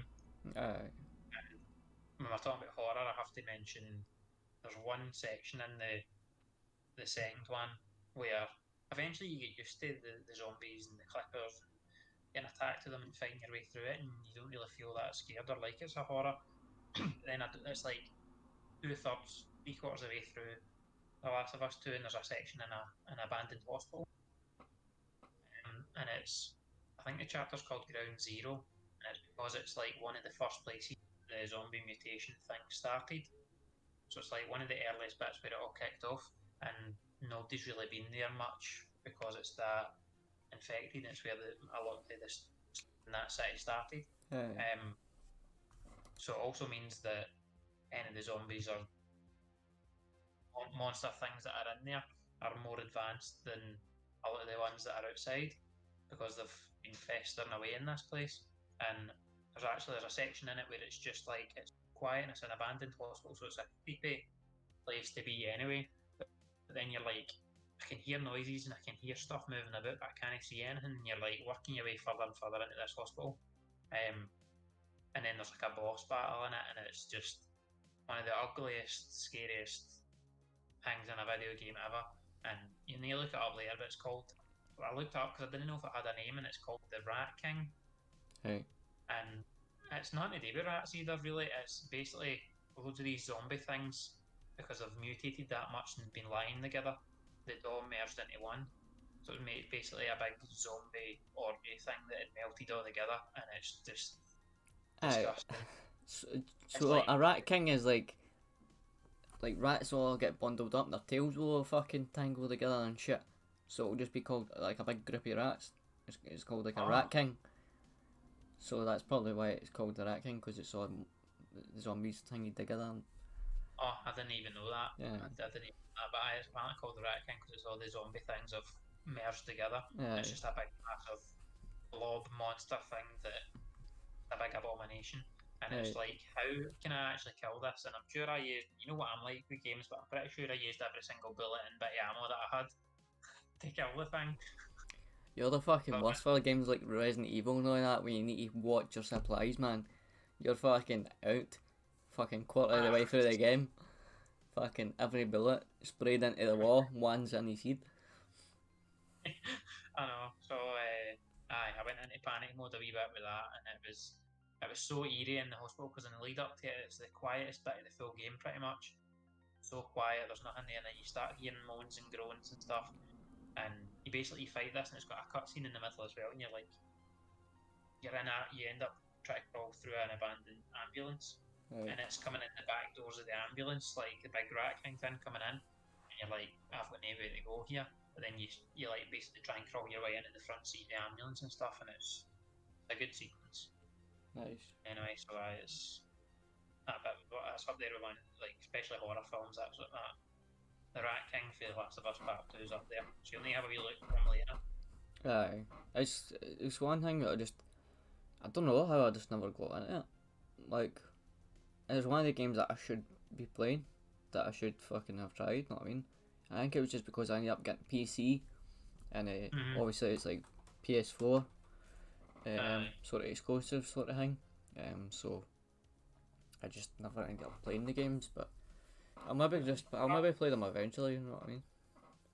As far as zombie games and story games and that go, it is good. But the story of the second one, a lot of folk, including me, just didn't like the way they went with the story, but I still respect it, and it's still everything else about the game's brilliant. You know what I've been watching recently? I've been watching somebody playing the Walking Dead games. Like, you know, the ones you played where it's kind of the cartoonish comic thing, aye. And I never bothered with it before because I was like, I'm not really into the cartoon style and all that, the comic style. But I think I'm thinking about getting them and just playing through the fucking whole lot of them, man. Because they look pretty good. It's like, they're in seasons as well, and season one's up there with some of my favourite games ever, I would say. But I think I'm going to try it. Like, I can just buy the first one, like the first season. If I didn't really enjoy playing it, then I'll just leave it and I'll just keep watching people play it, because it was kind of good to watch, kind of chill, just watch the story. You know what I mean? Obviously, the decisions are up to you. It's kind of like Little Hope and stuff, the Dark Pictures in a way, where it's not like you just kind of make the choices, and the story tells itself. Choices are really good in The Walking Dead. I really liked The ones in that where you make your choices and stuff. They feel like they matter to the story. Like you feel like things happen because what you've picked, which that was really good. That was my original choices game. I bought the season in advance before every episode was out and stuff. I'd wait it was like every second month the next episode would be out, and I'd play it straight away. I used to love them. Obviously, I've seen a bit of spoilers now, but it's kind of that way where I'm watching sort of the more later ones or the kind of more sort of things. So if I had to go back, I'd probably forget everything that I've seen by now anyway. It's definitely good, especially first season, and there is some horror bits, some scary bits, and disgusting bits and stuff sometimes as well, and sort of hard choices to make. Some of the choices you're like that. Even when you've clicked it, you're like that. Oh, I don't know if that was quite what I wanted to do or quite what I should have done. Especially when somebody then loses their shit with you and you're like that. I didn't know what to do. But no, it's definitely worth it. If you were streaming it, I would definitely watch it because I'd want to see the stuff you put out. I think because it's been the Steam Winter Sale the past couple of weeks, which is every kind of holiday that Steam put on a massive sale. It'll be Easter, Halloween, fucking anything. They'll put a massive sale on, and they put stuff on really cheap. And I bought 20, more than 20 games at the fucking Christmas, which I kind of regret now, since I fucking crashed my car.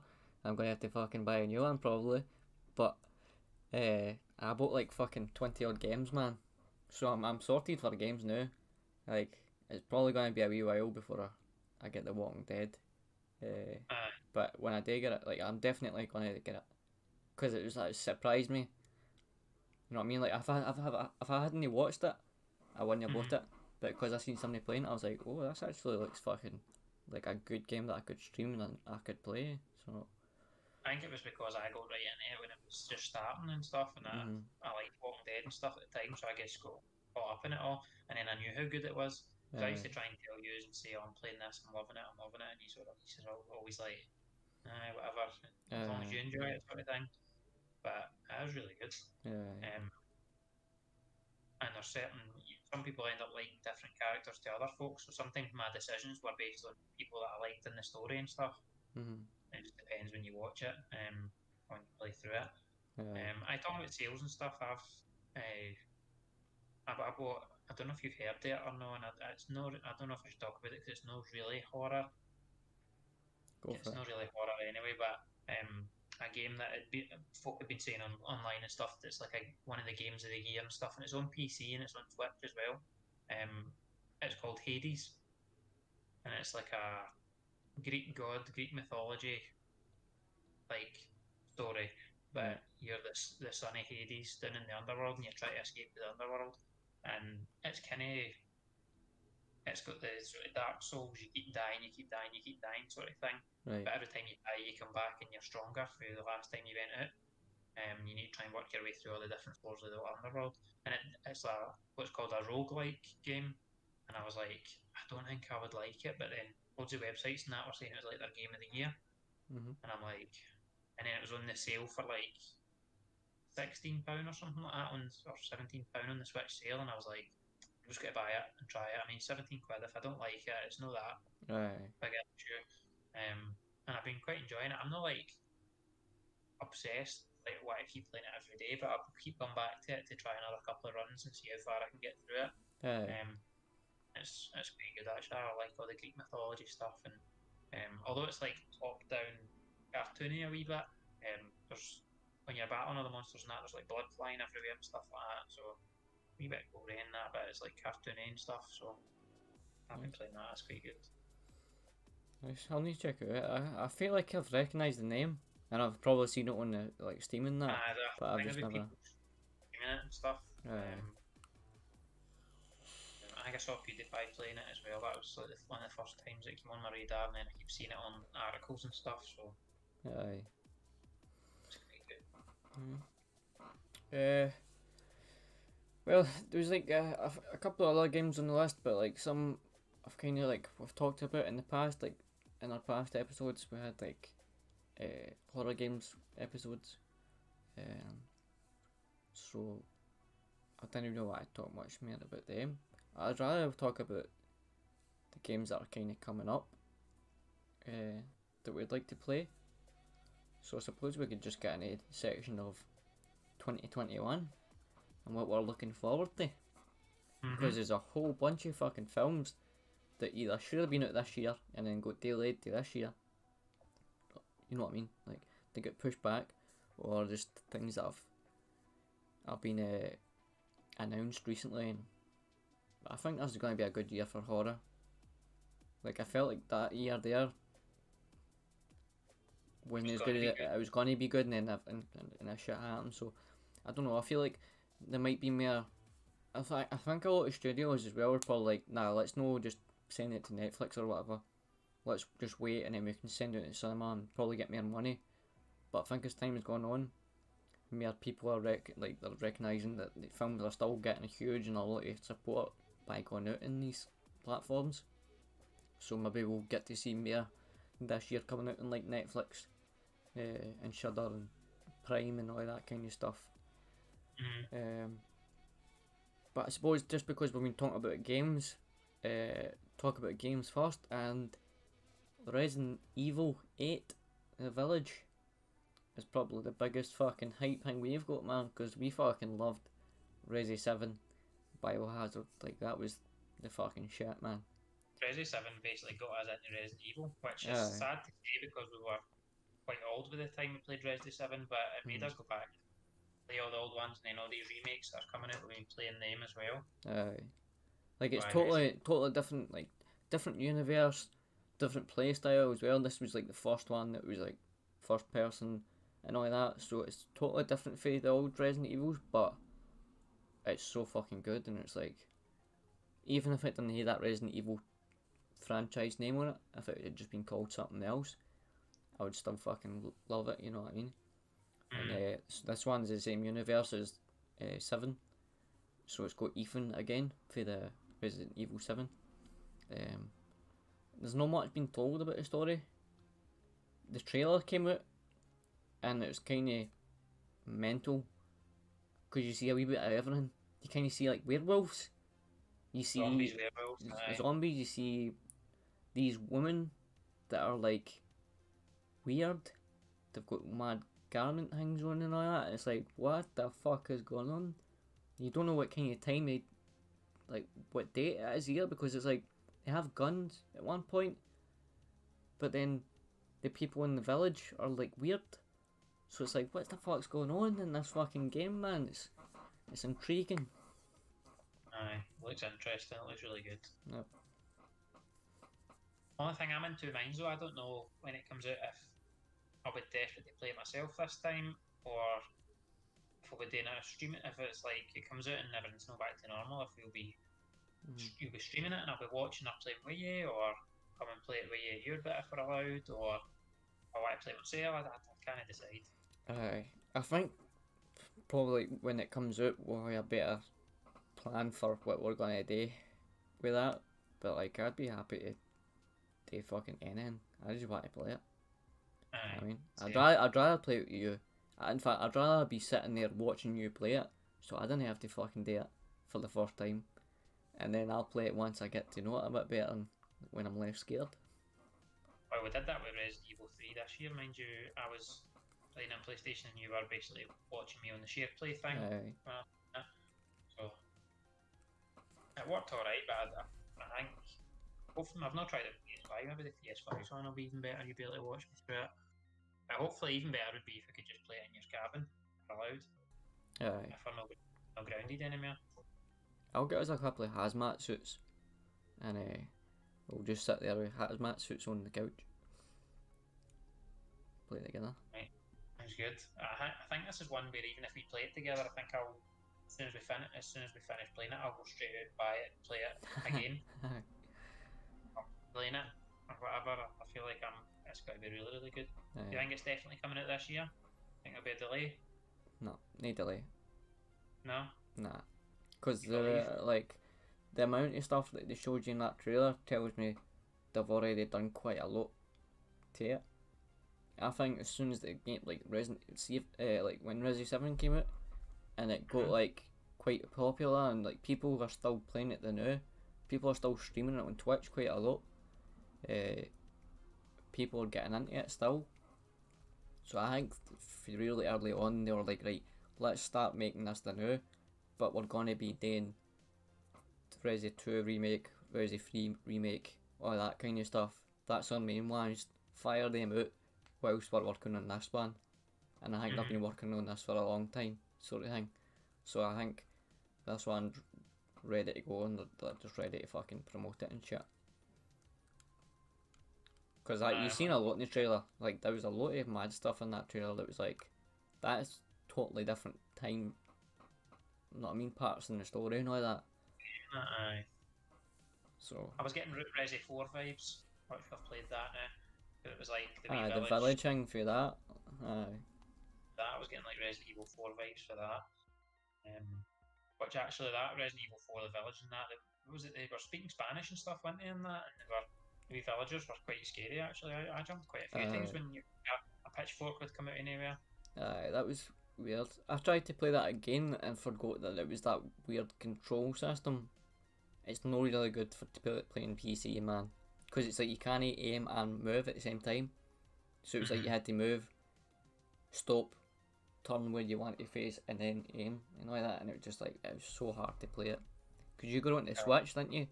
And it was like, on Switch and stuff, on the controller, it kind of feels alright. But try it's to still do. a bit annoying. It's still a bit annoying.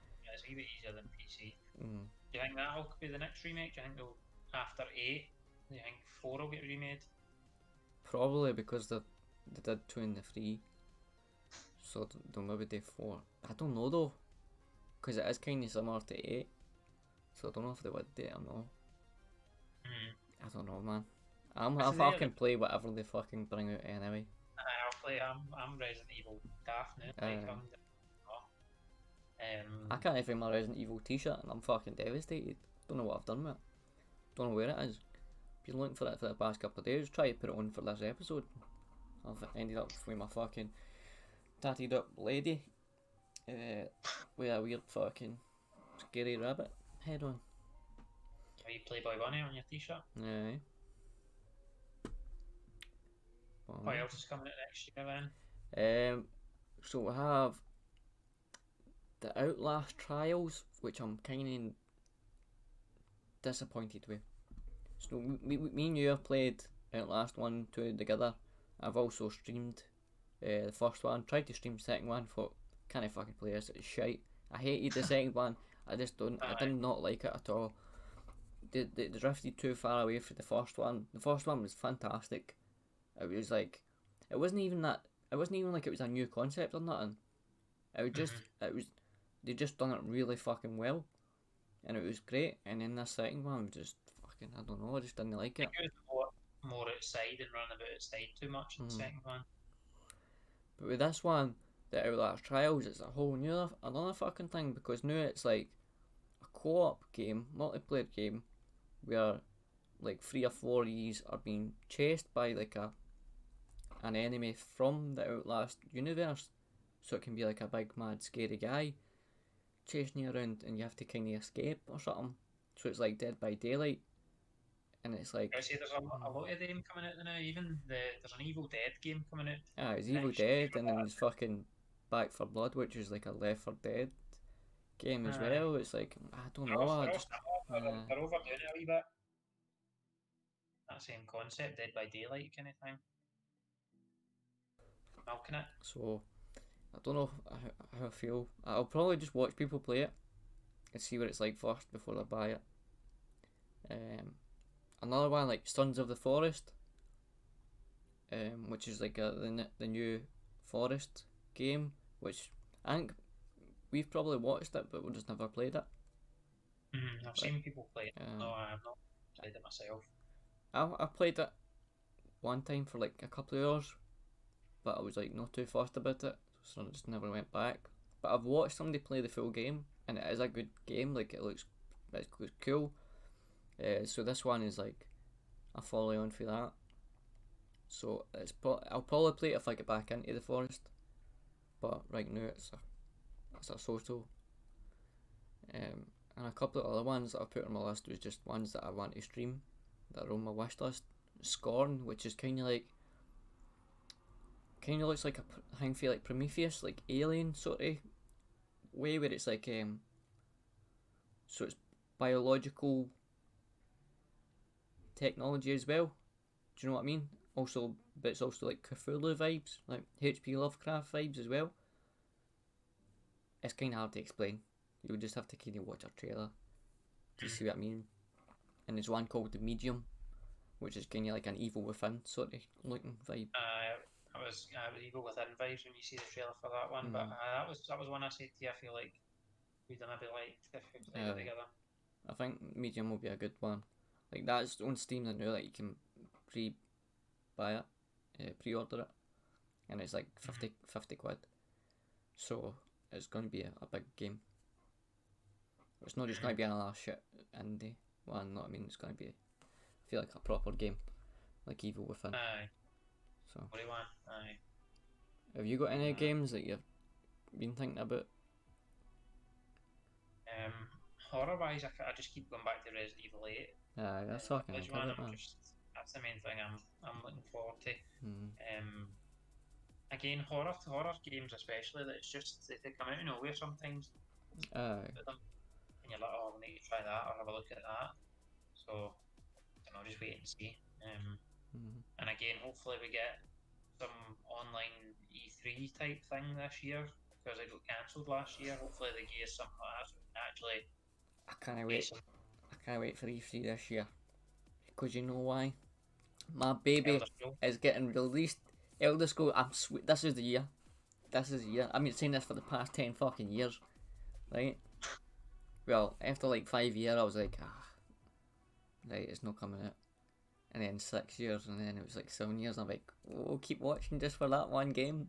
Never came out. And then I'm like, it's 10 years. It's been 10 years since Skyrim came out. 2011. It came out 11/11/11. So I think it's going to come out. They're going to release it at E3 or something like that. And I think this is it. I think this is the year. 10 years on. 10-year anniversary. Wait and see, I'm just hoping that there's some sort of thing like that, E3 or something this year, because it's good getting stuff fed through the year, but I like a big showcase where they show stuff. The like PlayStation one was good. The one that we all watched. The PlayStation one where it showed you Resident Evil 8 and the Harry Potter game and like all the PS5 games that were coming out. That was really good. So I'm looking forward to either doing that again or another E3 or something. You got other horror ones I've got as well. It'll be good. I think it'll be better. Like I think they'll actually do a decent one, because obviously last year it was kind of like last minute. Right, we have to change everything as to be online now, so you're going to have to do this, make videos instead of presentations, blah blah blah. So I think now this year they'll be like, right, let's just do the same again. Anyway, people, if we take it out of lockdowns, then we will do it, but we'll also live stream it as well, and people can buy tickets or whatever. And I think it'll be really fucking good this year. I think people are probably already preparing for it now. You know what I mean? And making videos and making all these mad things for it, so I think it'll be really good this year. So. But as like I said, it's Resident Evil 8. It's the one that we're wanting to get. Anyway, I don't know if I'd say to you again. I know we're talking about games in the future, but I tried playing a horror game just before I got my PS5. But I've ended up, I got distracted with my PS5 and gave up. But Bloodborne, I was playing that on my PlayStation 4, and it's basically the Dark Souls version. It's like horror and like demons and stuff like that. Hardest game I've ever tried to play in my life. I gave up about 16 times. I can't fuck with the games, man. I wouldn't play it because I would just be too annoyed, man. I was getting raging, and then I feel better that I've moved on, but I managed to finish 2 bosses in it, and I felt quite achieved. But they look good, man. Like I think they look really good. I like the artwork and stuff for them as well. but I just I can't deal with that shit, man. I'm losing my rag at fucking Little Nightmares, which is basically a kid's fucking game. Never I mind was fucking actually looking Bloodborne. at that in the sales and stuff, because Little Nightmares 2 is coming out this year. Aye. I was going to talk about that, but like after getting really annoyed at fucking the first one, I'm like, I'm not even going to fuck with the second one. That's because it's a puzzly horror, isn't it? Mm. And you never had your puzzle man there, so... It's not so much trying to figure out the puzzles, it's doing them. Because it's like you figure out, right, this is what I need to do. But then see when you actually have to do it and you're also being chased and you're being attacked and there's traps and all that, it's just like, oh, fuck me.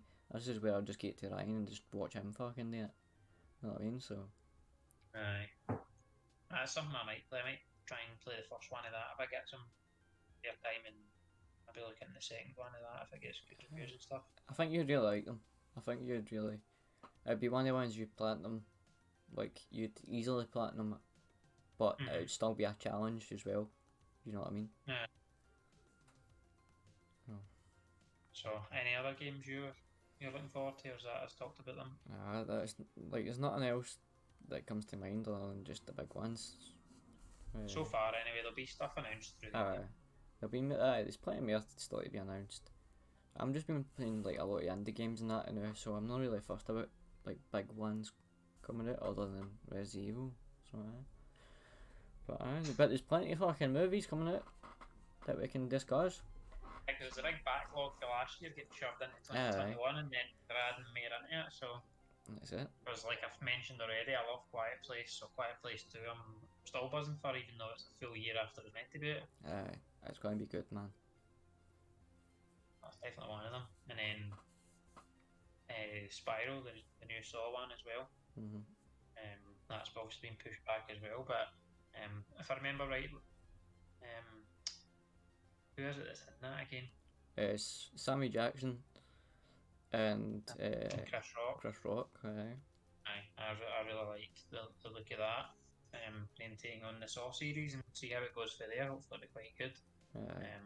Loved all the Saw films, so the Spiral and Quiet Place 2 are up there, two of my anticipated ones.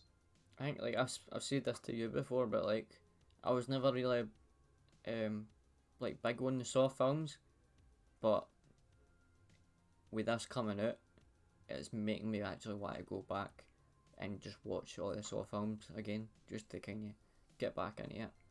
Cause I think this one will be good. I think Spiral will be fucking good. The wee theme in Saw whenever there's the twist, there's always a twist in a Saw film. Whenever the twist happens, and then you just get the dun dun dun dun dun dun dun dun dun dun dun, the wee Saw theme. That's me hyped up whenever I hear that. I'm like, yeah, that's what I done now. Aye. That'll be good, man. I'm looking forward to that. Candyman was one that got pushed back as well. I think it got pushed back. Like I feel like Candyman was like it was coming out like soon, like, and then it just never did, or maybe it did in America or something. I don't know. I've got a feeling I tried to watch the old one of that, but I don't think I got very far through it. I don't know. I can't remember. I'm sure there was an old version of that. Aye, there's like an old one, and this is like a new version. But I'm sure this was meant to come out this year and it never did or something. So I'm looking forward to that because I never watched it. So I don't want to watch the old one. I just want to go into this with like a fresh mind. But I think it could probably be quite a good one. My fucking favourite two franchises, The Conjuring 3, that'll be coming out, which is called... That was maybe September. This one's called The Devil Made Me Do It, I think. That's quite a long name, The Devil Made Me Do It, I think. Fuck's sake. No, like, fucking... I know. I don't even know if that is the name. Like, I just thought it was Conjuring 3. And then I was looking at shit today and there's something saying The Conjuring Devil Made Me Do It. So I don't know if it's like a side film or if this is the third one and it's been given a name, a sub-name. But I think it is the third one, but they just like adding on wee subtitles. But I fucking love the first two. I love like Annabelle and all that. The Nun is like my fucking favourite thing. So I'm looking forward to that. And the other franchise, which I don't think I've told you, Paranormal Activity, is getting another film yet again. Is it? Yep, it's getting They're coming back? a 7th installment. Oof. So aye. I feel like it's time. If they do well, I'm ready for that. So it's like I feel like we stopped we gave up with them, I think, after like what was its name? Its proper name? The marked ones. The marked ones. Aye, like we stopped after that one, I think. And then I found one recently, mine, because I ended up phoning you and telling you about it. Aye. And it was the Ghost Dimension, and I was like, what the fuck is this? I've never seen this. And it actually turned out to be a fucking decent Paranormal Activity. I was like, oh shit, this is good. So this is like the new one coming out now. I don't know when, but I'll be watching that, man, because it's like, even if it's shite, it can still be good wee bits in it. So I'm looking forward to that. There's like another Halloween coming out again, which I've said this before to some people. No, I'm not first on Halloween. Like the films, I don't really enjoy them. Like, I much prefer Jason. I think Friday the 13th Jason is amazing. Freddy Krueger, Nightmare on Elm Street, fucking amazing. Michael Myers and Halloween is just kind of simple and nah, not for me. So, but I'll still watch it anyway. But I'm not too bothered. The Purge films, I've never watched the Purge films, but there's a new Purge film coming out. I think you've enjoyed them now. You've watched a couple. I've seen the first one, and I've got a feeling I've seen some bits of like the second one. I know they made that TV series of the Purge. That was meant to be quite good, but I never got around to watching it either. But you know the premise, didn't you? Everyone knows the premise. It's a good idea, like one night of the year where you can just do anything you want, no consequences. It's a good like wee bit of stabbing, a wee bit of whatever you Speak on feel like. Aye, it's I feel like I'd probably watch it at some point, but I've seen the first one. That was good. So if it gets good reviews and that, I might watch that. Anything else?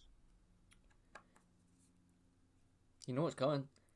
Well, I can't mean the first one. So there's another escape room film coming out, but I don't actually remember the first one. I think I was fucking. You watched the first one, no? Aye, did we not watch it? But I was probably fucking steaming or high or something, and I just can't mind it. I watched the first one.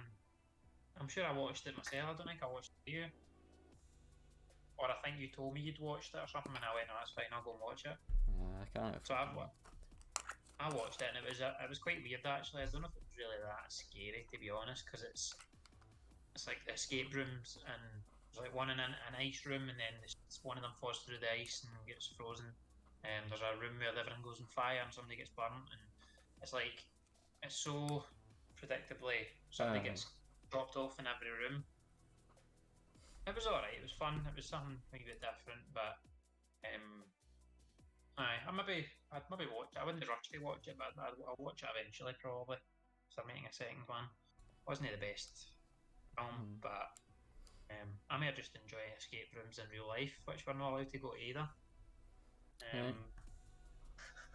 Which segue. The only reason I put Escape Room 2 in this fucking list was because it was a segue, so we can talk about escape rooms. So I love escape rooms. I absolutely love them. Although I'm really competitive once I get going in them. I love doing an escape room and all the puzzles and stuff trying to get out. But I'll never forget the experience me and you had. I think is it the only time we've done an escape room together? It's the only time I've ever done one. I've never done one before. Apart from this. You need to try just a normal one where it's no a horror version, because they are really good. You just feel like you're in the Crystal Maze, which US people won't get that reference, but You know what I mean? Aye. I feel like if I'd just done one with me, if it was just me and you, I'd be much more into it and get right in it and fucking take all that. But there was like a bunch of us did it. Plus, like the night before, we had just drove down to England to see one of our friends, and we got fucking steaming. And the next day, I was like fucking so bad. Like I just one of the ones where it's just like you don't want to do anything, but it's already booked, and you have to go and do it. And it was like, I'll just fucking let you do it, and I'll just fucking tag along. So. Aye, but it was a horror escape room, and I thought it was a really good experience, but it was so scary that I couldn't actually figure out the puzzles because I was just panicking. It was an 18 over escape room, and do you remember they put like sacks over our head? Aye, straight away they fucking tag you and bag you and take you away, man. Tied the sacks over our head. We had basically handcuffed, like chained behind our backs, took us into this room and told us like, mind the girl that was like setting it up. She was like really nice and like, oh, you've done an escape room before, and she was like, right, you's ready? Has anybody got any heart problems and stuff? Like, gave us a whole lowdown, and then she just turned into her character and started shouting and swearing at us and telling us to get our hands on the wall. Aye. Mean she stuck a finger up your ass? No, she did. Did they do that to you? Did only do that to you? Did I get molested at an escape room? Did you get arrested at an escape room? Did I get molested? Well, molested. Nah, I didn't even done that though. I know. Well, we had the bags over our head. We were chained behind our backs. I just could not be asked. I was just like, I just fucking take me wherever you want. Fucking. You were just so hungover. But then they told us a whole story about was it like a guy that was like back alley surgeon, and he was like harvesting organs and stuff, and we got put into like basically a padded cell. It was like a padded room, and told you need to get out because the surgeon's coming to harvest your organs. And you could hear him run. He was like talking to us at one point, and he had a big knife and stuff, but we couldn't see any of this. And he was like, no, he took the sacks off our heads and went into he had a big knife, and he was coming back in like 45 minutes or something. He was coming back in 45 minutes to harvest our organs, and that was the timer started. So we're in basically a padded room, and I was just panicking so much. See the bag over your head and walking about in front of you, and you can't see what's going on. I felt like I was kidnapped for real. I was like, couldn't deal with it. And then 45 minutes to try and escape. Feel like the surgeons. Because it was like a messed up fucking surgery room, wasn't it? It's like the table and that there, but it was just all kind of fucked up. Had to solve problems and stuff, and I'm sure was it me and you that was in the room together. We got split up. There was 4 of us, so we got split up at one point into 2 different rooms. There was 2 and 2, and it was like a garbage disposal chute, pitch black, and you couldn't see in it. That's about I remember, and it was like body parts and stuff in the surgery, and we got a clue saying that there was a key in the garbage disposal chute, and I was like, I'm not putting my hand in there. And you're like, I'm not putting my hand in there. And eventually you said to me, you were like, because I think you were just so hungover, you'd had enough by this point. You're like, if I put my hand in here and get this key out of here, that's me done a scary bit, you can do the next scary bit. So put your hand in, it was like classic fucking classic horror thing where you just then you fucking lose your fucking mangled hand, man. Aye. So it was really good. It was a good experience, but I think you would have enjoyed it better if you weren't so hungover. Just fucking silly mistake, man. Young boy. I just couldn't concentrate enough. I'm usually shit hot in an escape room, but I wasn't on my game because I was panicking so much. I thought the surgeon was going to harvest my organs. But it was still quite cool. But the escape room too. I'll probably watch that at some point. It takes you till you can actually do one again. I know. There's a Harry Potter one in Edinburgh that I've still not been able to go and do yet that I want to do. I'll get there eventually. That's it. Alright. Get there in 5 years' time. I know. Why? We've kind of covered all the big main films. There's obviously going to be ones released later on throughout the year. That'll be pretty good. But I think this year will be a good year for horror, for games and films, maybe even TV shows as well. One thing we didn't really talk about, I didn't want to talk about because I was disappointed with it, was The Haunting of Bly Manor. I don't know. Fucking stupid name to start with. It was meant to be a follow-on for Haunting of Hill House, which was fucking fantastic. I loved it. Just about shit my pants in the last episode as well.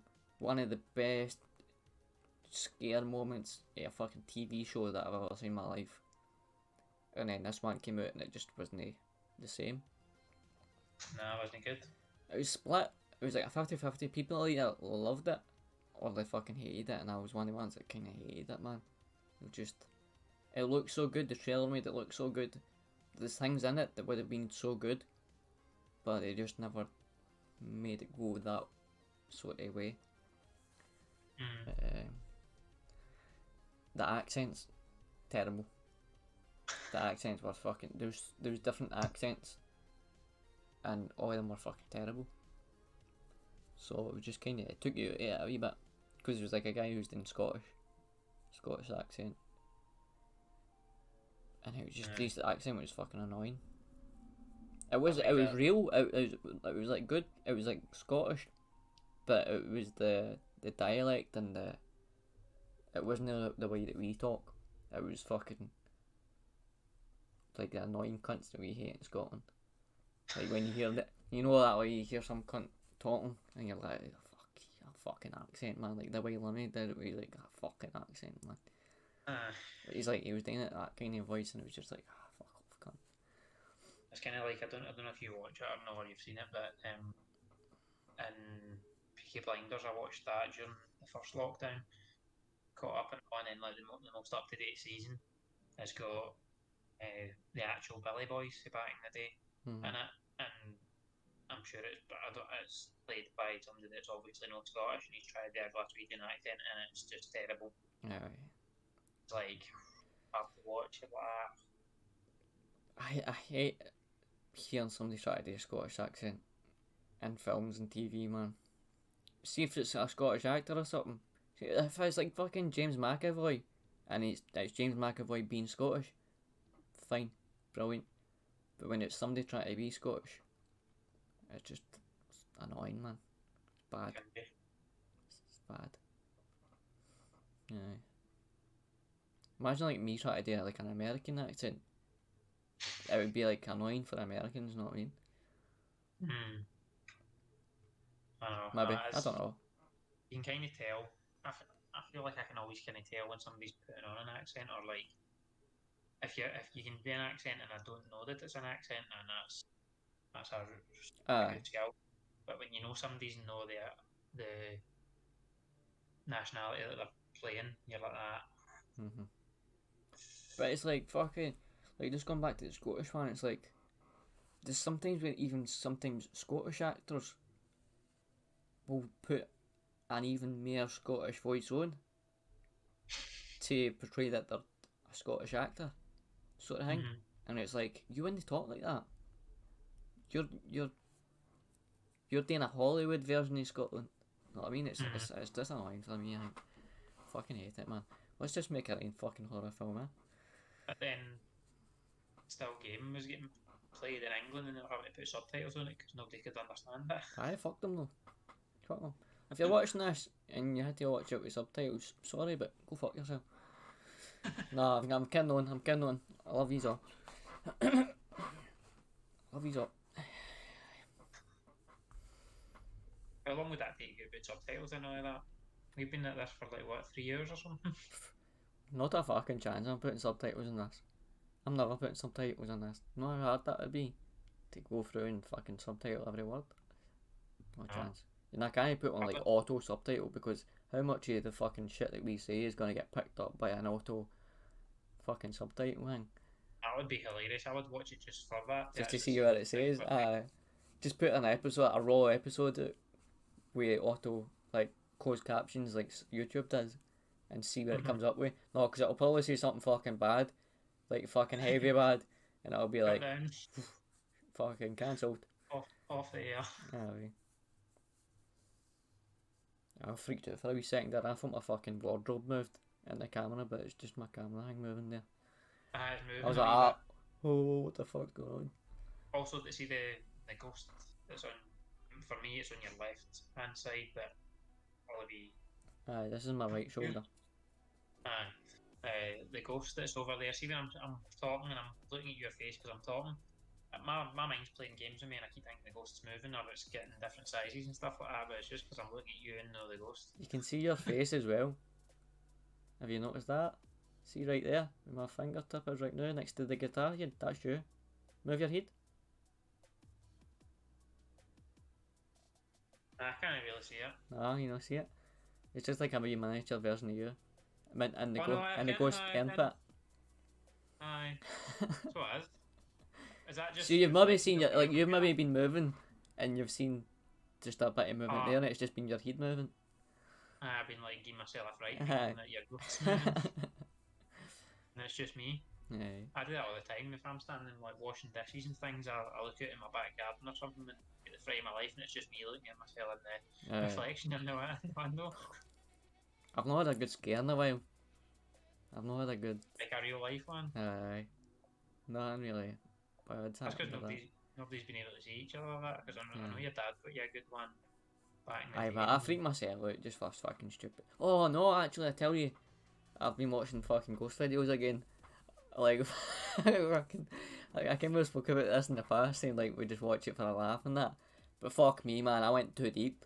I fucking watched like hundreds of fucking ghost videos in the past couple of weeks, man, and fucking started having mad dreams and freaked myself out, man. Heavy bad. It's that fucking guy. It's that fucking Nuke's Top 5s, man. It's fantastic, man. It's brilliant. The stuff's brilliant. I'm like, honestly, if this is edited, I want to learn how to do it. And if it's not edited, burn your house down and run away, man. Honestly. Some of the stuff is fucking wild.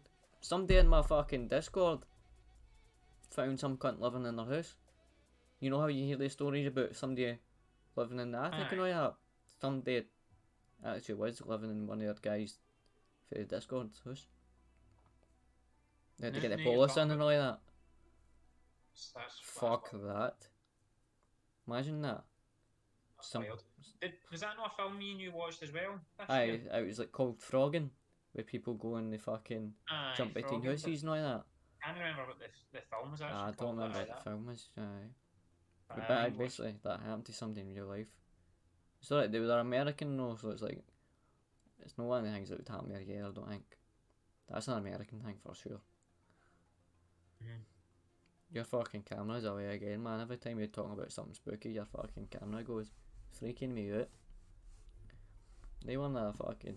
I can tell when it's happening now because it's like, I don't know if my internet cuts out for a second or whatever, but you stop moving first, and then once it starts back up, that's when you go, you're not moving, and I'm like, I know, because you just get disconnected for some reason.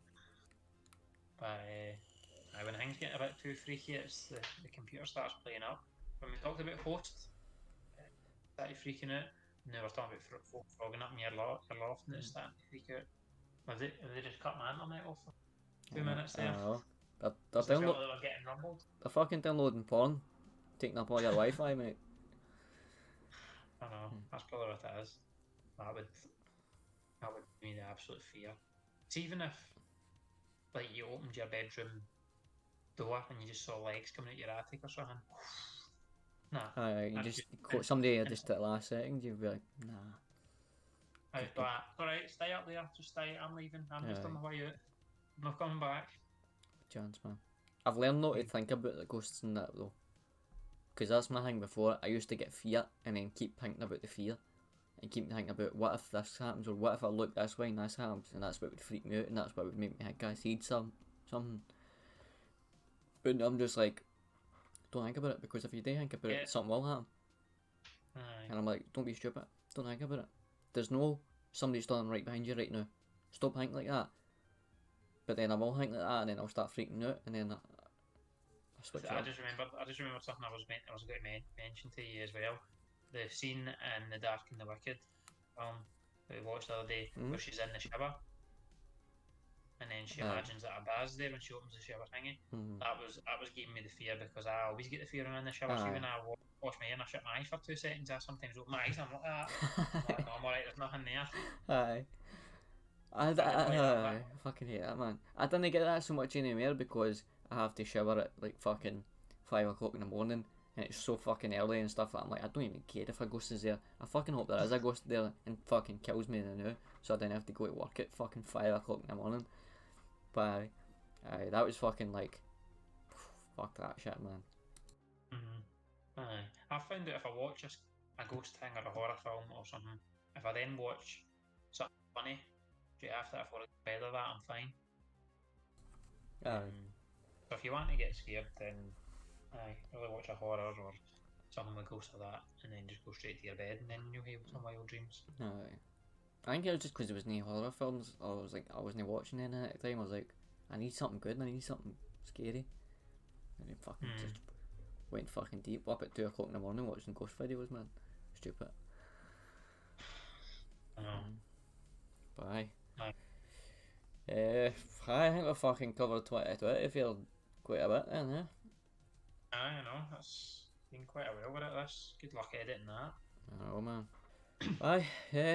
Well, Ryan, thanks very much again for being a special guest host on our podcast, which is fucking, you're always going to be a special guest host. I can't wait to see who you get next time. I'm wondering if it'll be me. Probably will be. I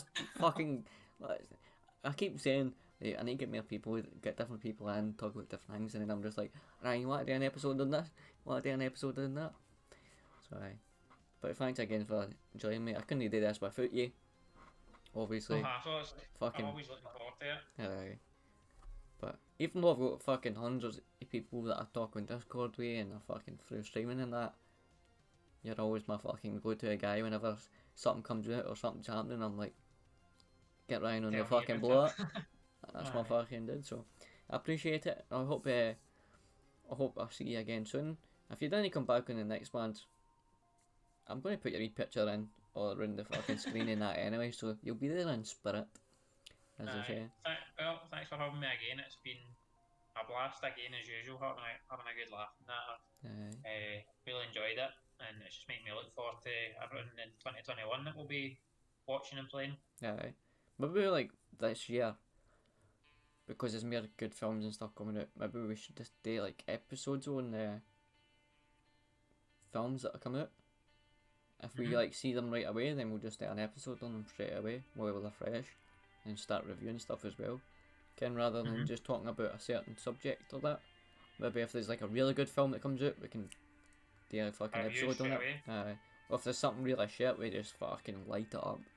Full episode and why this was wrong, why that was wrong, fucking why this film was shit in 60 minutes or less. You know what I mean? But that's a great idea. But I hope you've all enjoyed this episode of the fucking horrors of 2020, and hopefully it's not as bad, or it is just as bad. I don't know. Either way, I think it's good for horror. If it's good or worse, you know what I mean? So yeah, we'll see what this fucking year brings, and I hope everybody stays happy and healthy, and doesn't get fucking molested like I did at that escape room. It might have been a dream I had, I don't know. But hope you all have a good time. See you next time. Peace. See you later.